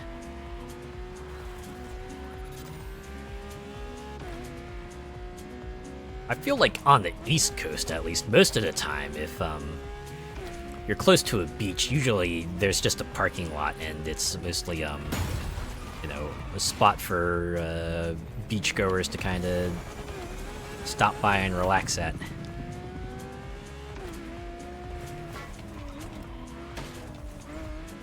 That's something I want to look up. Are there coastal roads on the East Coast?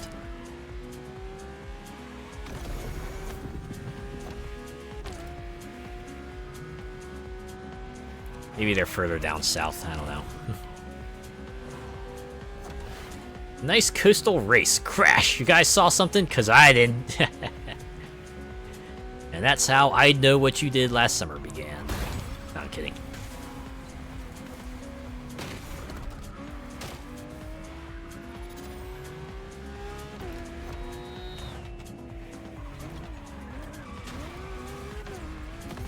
That was a bit harder turn.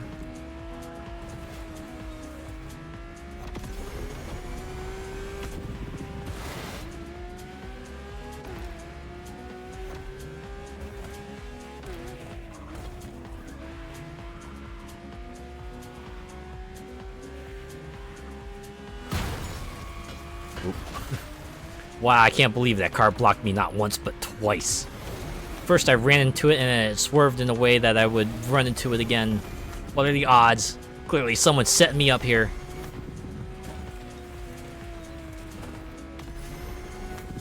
This whole race is rigged even though I won.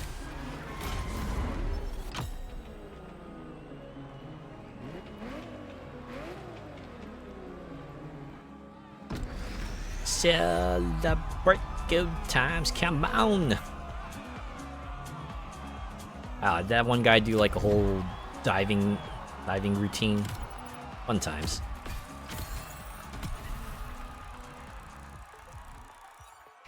Have here drift performance.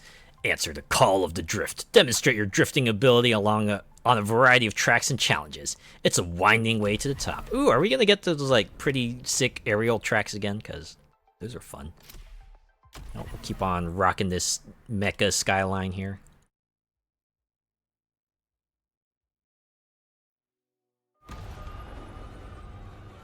Ah, okay, this is a grounded track. Maybe the second one will be the epic sky track.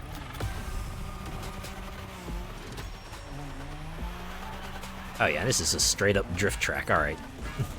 Out of arena, I know. Okay. I only need 3,000 points. Shouldn't be hard to get, right? I think even with my flailing around, I should be able to get there. Oh my god, I only have 2 minutes to do this as well? Alright. So it's very much going to be get 3,000 points and then just drive the rest of the way there.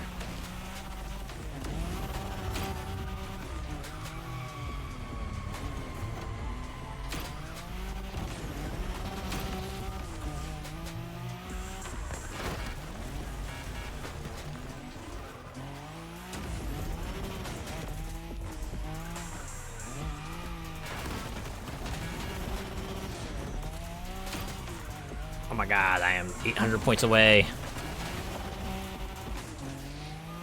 So I'm glad I wasn't active when this week was active, because boy howdy, I would be scoring so few points on events like these.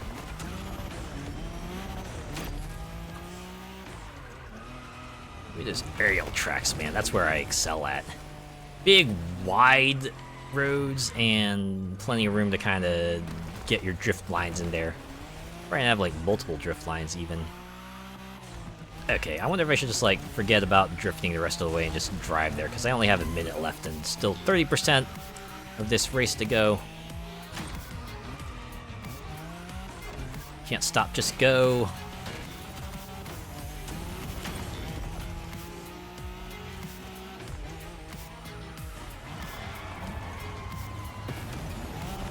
Okay, I think I'll be okay. 40 seconds and about 7%. Oh yeah, like, finish line is just, like, literally right there. So I'd have to actually dilly-dally on, but I wouldn't do that because I have a time bonus, and holy cow, that's a lot of So the drift points, well, the drift points for me were, like, minimal. Someone who was be more skilled at this, that would have been a nice little extra, but for me, that was, like, my entire score.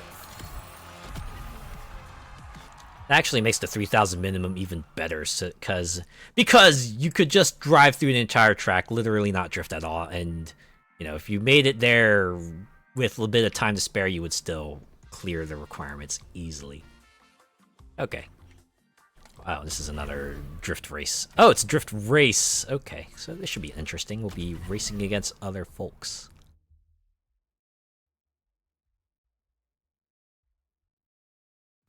Gonna be up and down the mountain again, is it? Or no, I guess it'll be like the other one, where you have to score a certain number of points and you're under a time limit and everything. Yep. 3 minutes to get 2,500 points, but again, I don't even have to work too hard here. Even me, who's someone who's like abysmal at drifting on regular roads, could get through this.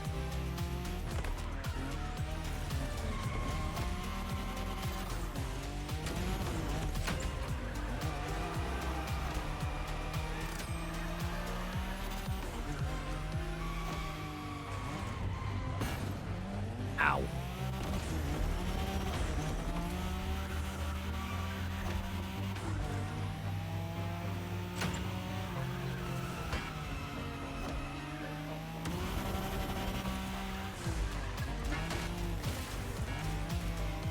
It's always funny when you go off track and you just hear that buzzer like multiple times. It's like, oh man, nope, we can't continue your combo as long as you don't get back on the track, buddy. It's okay, I'm well over the target. It looks like I'll have plenty of time to spare as well, so. Yeah, I know I'm out of the arena, you don't have to tell me. Oh. Out of it long enough that we're like, alright, we're forcing you back in there. Either you're messing with us or you are like horribly off course, but we'll stick you back in there.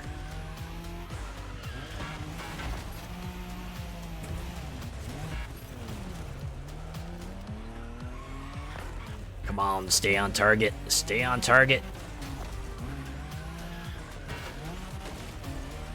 Don't try to shake the road. Not this time. 32,000 for having an extra minute on the clock. What the heck? Although again, if I was able to like full combo that track or something, that would have been a nice little extra bonus. 2 events remaining. Hoonigan Golden Oldies. We plan an Oahu Island tour just for you with a sunset utopia on the beach populated by classic and performance cars. Smile your way to victory. Oh no. Please tell me this isn't a repurposed Liberty Walk finale. Please don't let this be a repurposed Liberty Walk finale.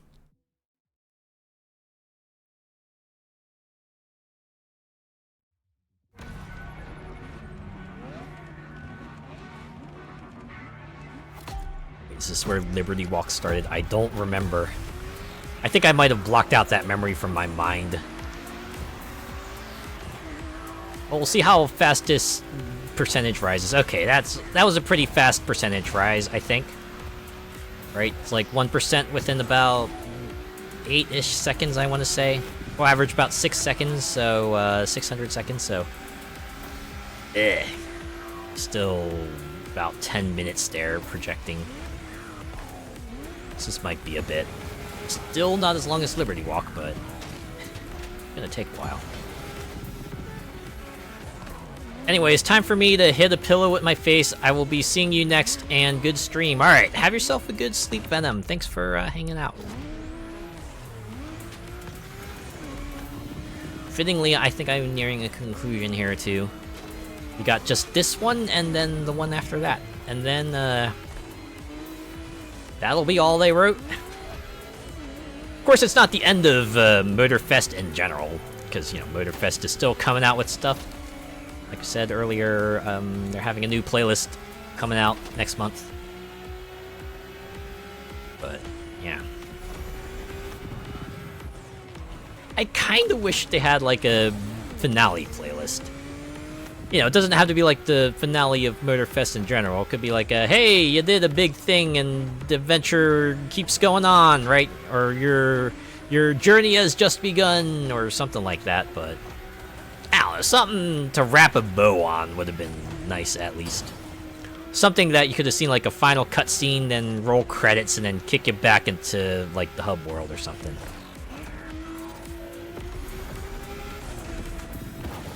Man, does make me wonder though if at the point when Motorfest does reach its conclusion, will we see a finale playlist, just like one final playlist to kind of end on? Maybe that's where we'll get our grand finale race that will take us all over Wahoo one more time for the record books.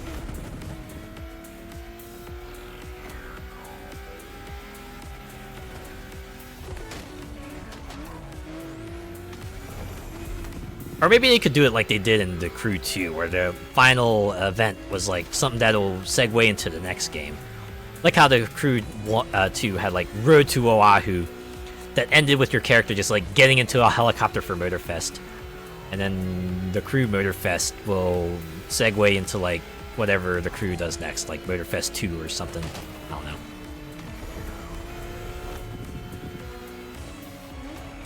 Does make me wonder though, what will the next The Crew game be? Will they continue with the Motorfest line, or will it be like another thing entirely? Honestly, there's not enough data to tell one way or another.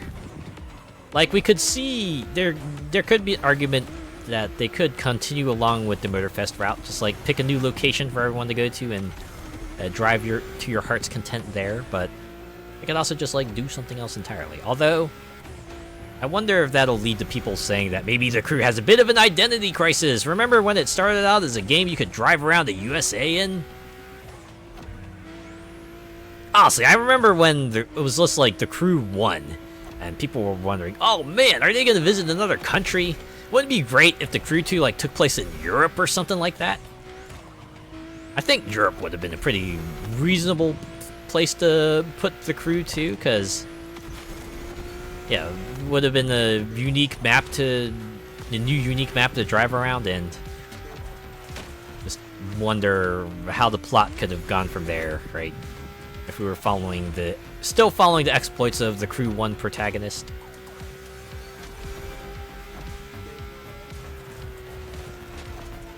It's actually kind of funny because I'm pretty sure, right, the first game was called The Crew because you were like assembling a crew of people to kind of exact your revenge on the guy who killed your brother. But then they just, kept calling it The Crew, because that's what the first game was called, even though maybe, future games maybe didn't quite have the same reason behind it. They just called it The Crew because it was a driving game called The Crew, so that's what we keep calling it.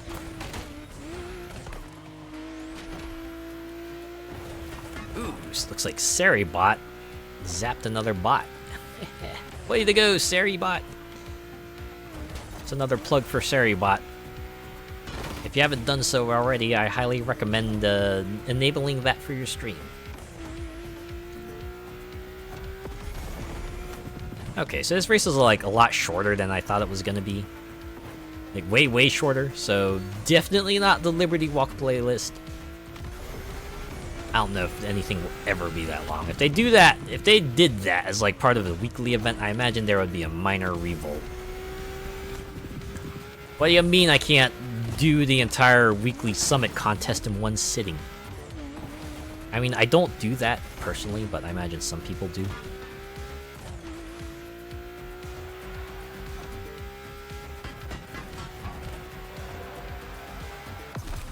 There we go. Another event in the bag. I believe we are almost at the end here. Another top 3 celebration. More money, more experience. Yeah, this is it. Windward Coast. Wow, how fitting. It's like we're driving off into the distance, driving off into new endeavors. Very much an and the adventure continues kind of situation.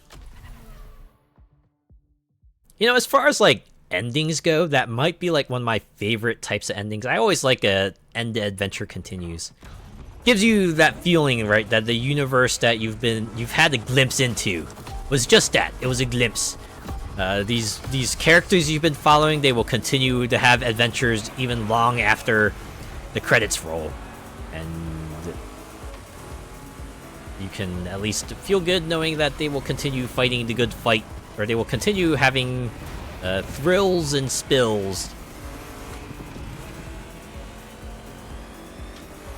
I guess it just like leaves room open for like future titles, or you know, maybe fanfic as well, or tie-in media to kind of capitalize off of that. I like it when it's done well. It gives you that feeling that this world, it's a big, large, huge one, and you just had a moment's glimpse into it. That leads into like one of the other conventions I like. It's what TV Tropes calls hero of another story. It's like the character you see in a work that totally looks like they could be the main character of another work, but you're not following them. So all you really hear about is like you know, secondhand stories of any exploits they might have undertaken. That's always fun too, right? Because it gives you the feeling that this world is much larger than the character you're following in the small period of time you're following them for. Oh, okay. I'm gonna pause actually because it looks like one actually slipped by. Welp. Just gonna go ahead and let you know that you are not welcome. Banned. Don't give me your dumb crap. I'm not interested. Alright, we can move on. Back to racing. Alright, so this is gonna be a bit longer. I can see it's a minute and a half and we're only 20% of our way through here.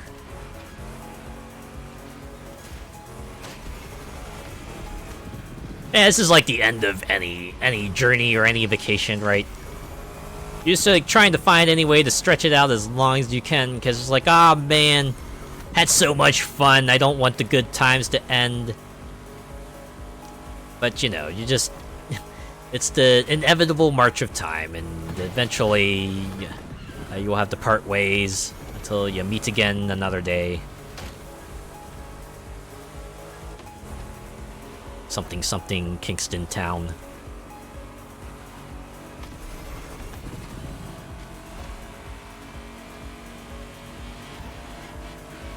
God, these guys do not let up. Alright, as long as Emma doesn't like just keep pulling ahead of me, I can catch up to him. I'm pretty sure this is like a repurposed Oahu Tour track.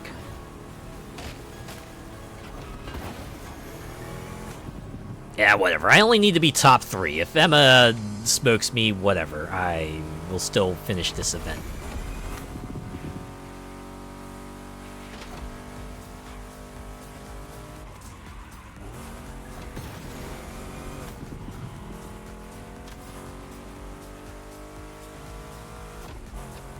You know, one of the things I did do recently when I went to a grocery store is just like buy a head of lettuce and tomatoes. Initially, I did it because I had like a bunch of, you know, cold cut meat and cheese and bread, and I figured, you know what, I might as well spice up my sandwich with a little veggies, right? But now I'm thinking, I also have like a package of bacon. It's been a while since I had BLTs. Maybe I'll just make some BLTs and have that. Might have said this already, but I like BLTs as a sandwich, and I like all 3 parts of it too. Bacon, the lettuce, and tomato, right? The bacon gives you a bit of that savoriness, the tomato gives you a lot of juiciness, and the lettuce adds a lot of crisp. I guess depending on how you fry your bacon might give you crisp too. I feel like you could enjoy a BLT both ways, right? If you prefer like the more soft bacon, that's fine, but if you prefer like a crispy bacon, it'll work too.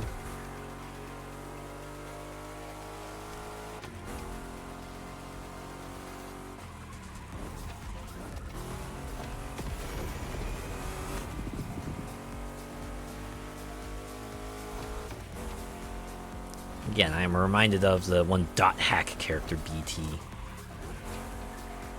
Everyone was just wondering, well, maybe not everyone, but eventually, you know, they revealed why the user behind BT calls her character BT. It's because she likes BLTs without lettuce, so she calls herself BT. Yep. I feel like it's like one of those things that's anticlimactic. You think there's some sort of deep meaning behind the username, but it turns out, nah. It's just, hey, I like food. I like this food, so I named my character after this food. That's it.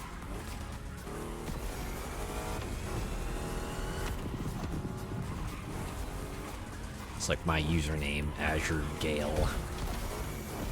I like the color blue. I like nice light breezes, so you combine them together and boom.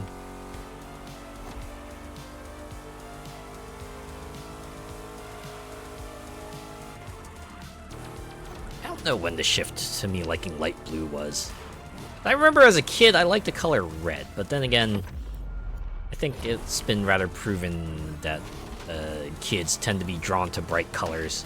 That's why a lot of kids tend to like colors like you know, red, pink, yellow, orange, things like that, because they're bright and they stand out. But as you grow up, your taste might change and you might end up liking other colors. So I guess sky blue can be bright in a way too, but I don't know. So about its brightness, it's not like an active brightness, but more of a passive brightness. This is the difference between hot and cold colors. You remember that?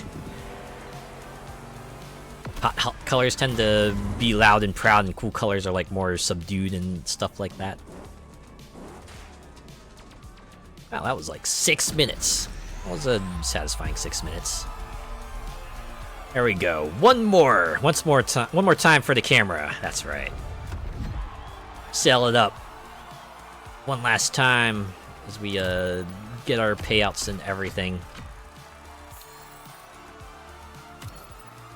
I am so close to finishing like the event replay section of this season's thing. I am so glad those experience meters reset per month and not per week.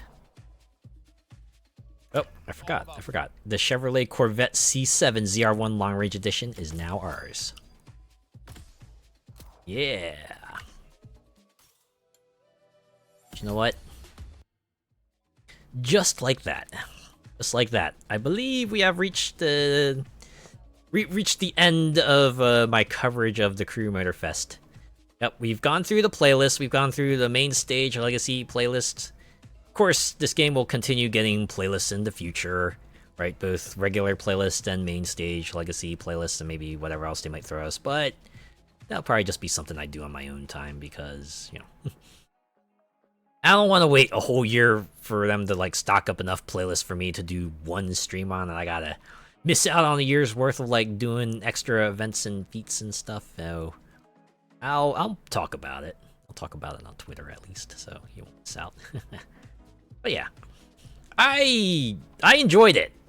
This is a good game. At least I think it's good for me. Right? To think like paring down the scope, probably what was needed, because I don't know. 2 games set in like the entirety of USA is fun, but imagine if they didn't change anything in the third one, right? If it was just, oh, hey, Motorfest in USA, I'm pretty sure people would not have taken to it as well as they did here. And like I said before, I do enjoy the variety they have in the playlist. There was a lot of different like moods and styles and like vehicles depicted and everything like that. And they're continuing to put out new playlists, right?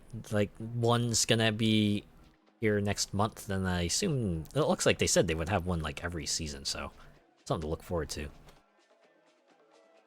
I guess the one thing I am bummed about is there felt like maybe not as much of a variety in events as there was in the Crew 2. At the very least, like all the events that didn't have you driving as cars on the road felt like a lot more limited.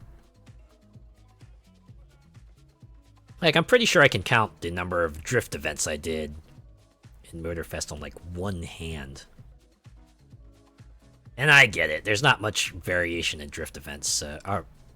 Drag. I meant drag. Drag events, right? I can count the number of drag events I've done in one hand, and I get it. There isn't much variance in drag and drag events in this game. I wish drag races were more like they were in Underground and Most Wanted. Sort of slot car derby style racing, I think, would at least give a bit more of a chance of variety for it. I don't know. That's just me. But I can see there being like multiple routes for them to kind of expand in future playlists. Right, still other event types they can add in there, maybe other car disciplines they can reintroduce. Like, I could see them, say, bringing back monster trucks, right? Just giving us, like, instanced arenas for us to kind of ram things into. Or, the Crew 2 also had, like, car chase takedown events or, like, destruction derby-style events. They could bring those in as well. So there's plenty of room for them to kind of expand and grow. And yeah, I am hoping that this game does get support down the line. Like, give it a few more years, and it'll definitely be a lot more worth its money. I mean, it's probably worth its money now. At least it was, since I bought it at like 50% off. But yeah, even more so when it starts getting like the permanent price cuts and keeps getting more and more stuff. But yeah.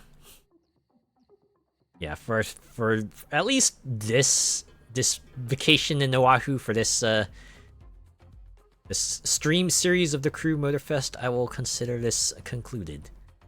Yeah, I hope you enjoyed this drive with me through Oahu. It was like 2 months worth, actually, wasn't it?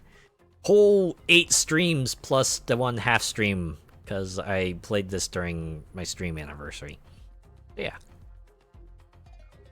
Thanks for joining me along this ride, and now I had to think of what I want to do next week. Oh boy. Time to hit up my racing section in my Steam library and see what I can pull out from there. But I got all week to think about that. For now, I think I will call it here. So thanks to everyone who came by and, you know, chatted, hung out. And even if you just lurked, I appreciate each and every one of you. I'll be back on Friday, and we'll continue the Outer Worlds, right?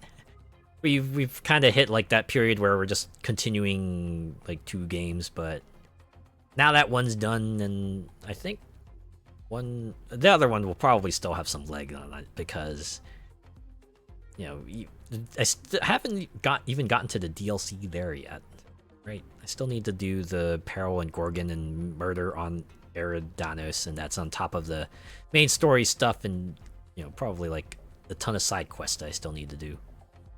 But yeah, look forward to that. For now, let's look for someone to raid. I just have to remember to fire up the Crew Motorfest playlist here. We have some background music to listen to while I look for a target.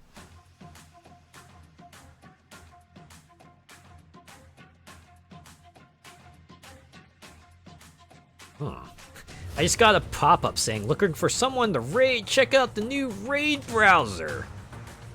Did I do that? Let's check it out.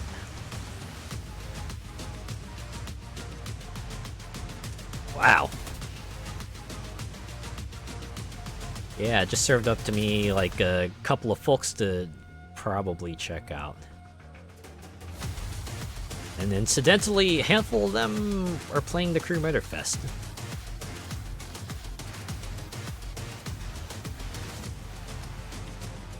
Man, algorithmically generated stuff still scares me.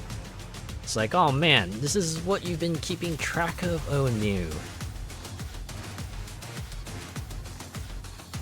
Ah well, I still prefer my method. So I might stumble upon someone that might think is worth checking out, right?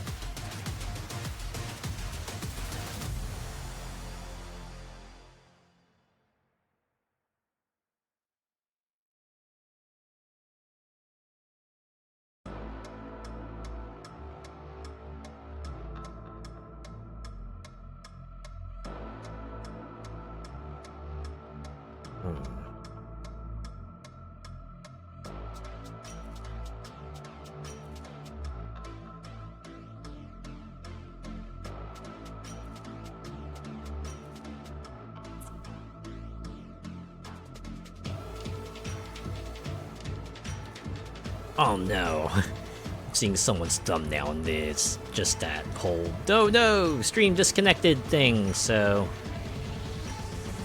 hopefully they'll be able to work something out there.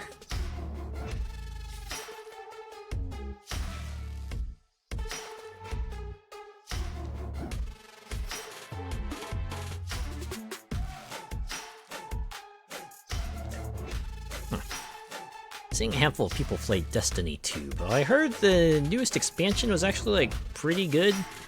Good enough that I think there were, like, maybe server problems, and also other people were getting pretty annoyed because they were getting errors when cutscenes popped up, so it was like, oh no, wait, but that's what we're here for. Quick, someone give me a link to a YouTube video so I can watch that instead. It's like, ah, man. That's definitely a bad feeling.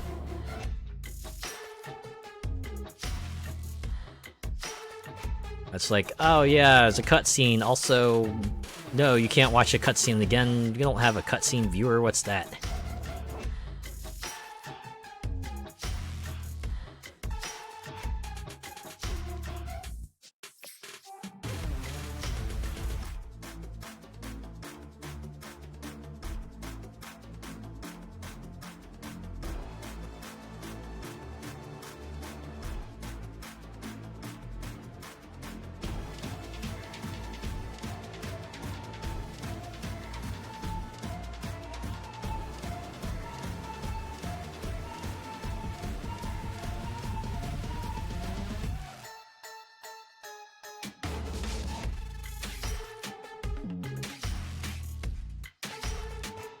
I see someone playing Fortnite, and it looks like they're doing like the rocket racing mode, but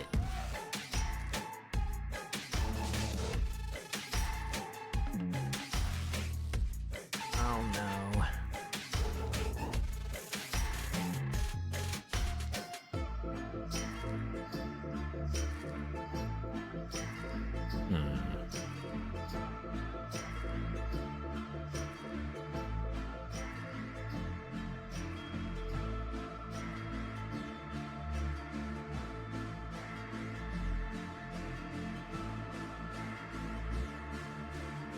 See someone playing Minecraft, another person playing Outlast. Huh.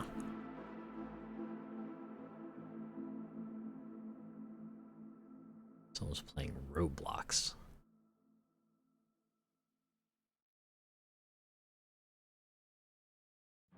Another fellow playing Elden Ring.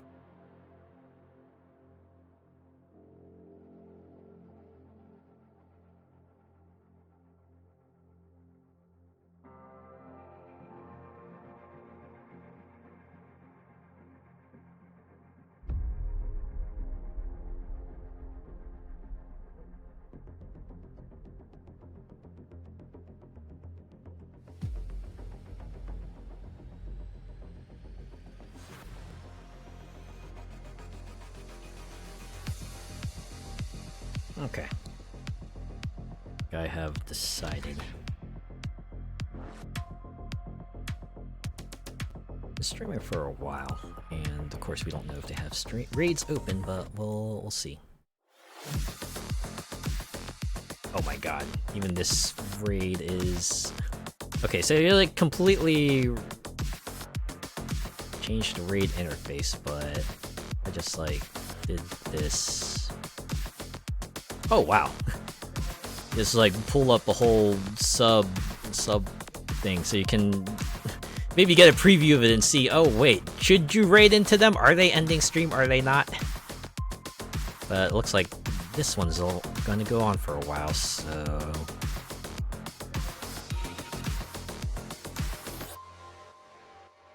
Alright, and it went through, okay.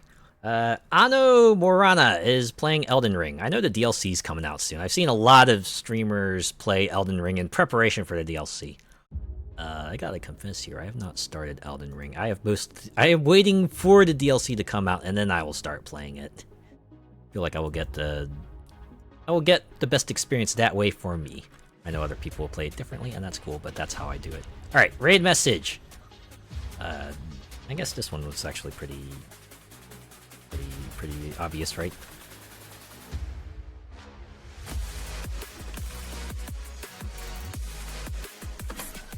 There. If you're joining on the raid, give them a final Oahu raid. And if not, I'll see you on Sunday. I'll see you on Friday for the Outer Worlds. Have a good rest of your week. Take care. Did I mention I was like walking around a lot yesterday? Because I think I'm still feeling like the after effects of it. I should probably just like drop into bed now. Alright, see ya.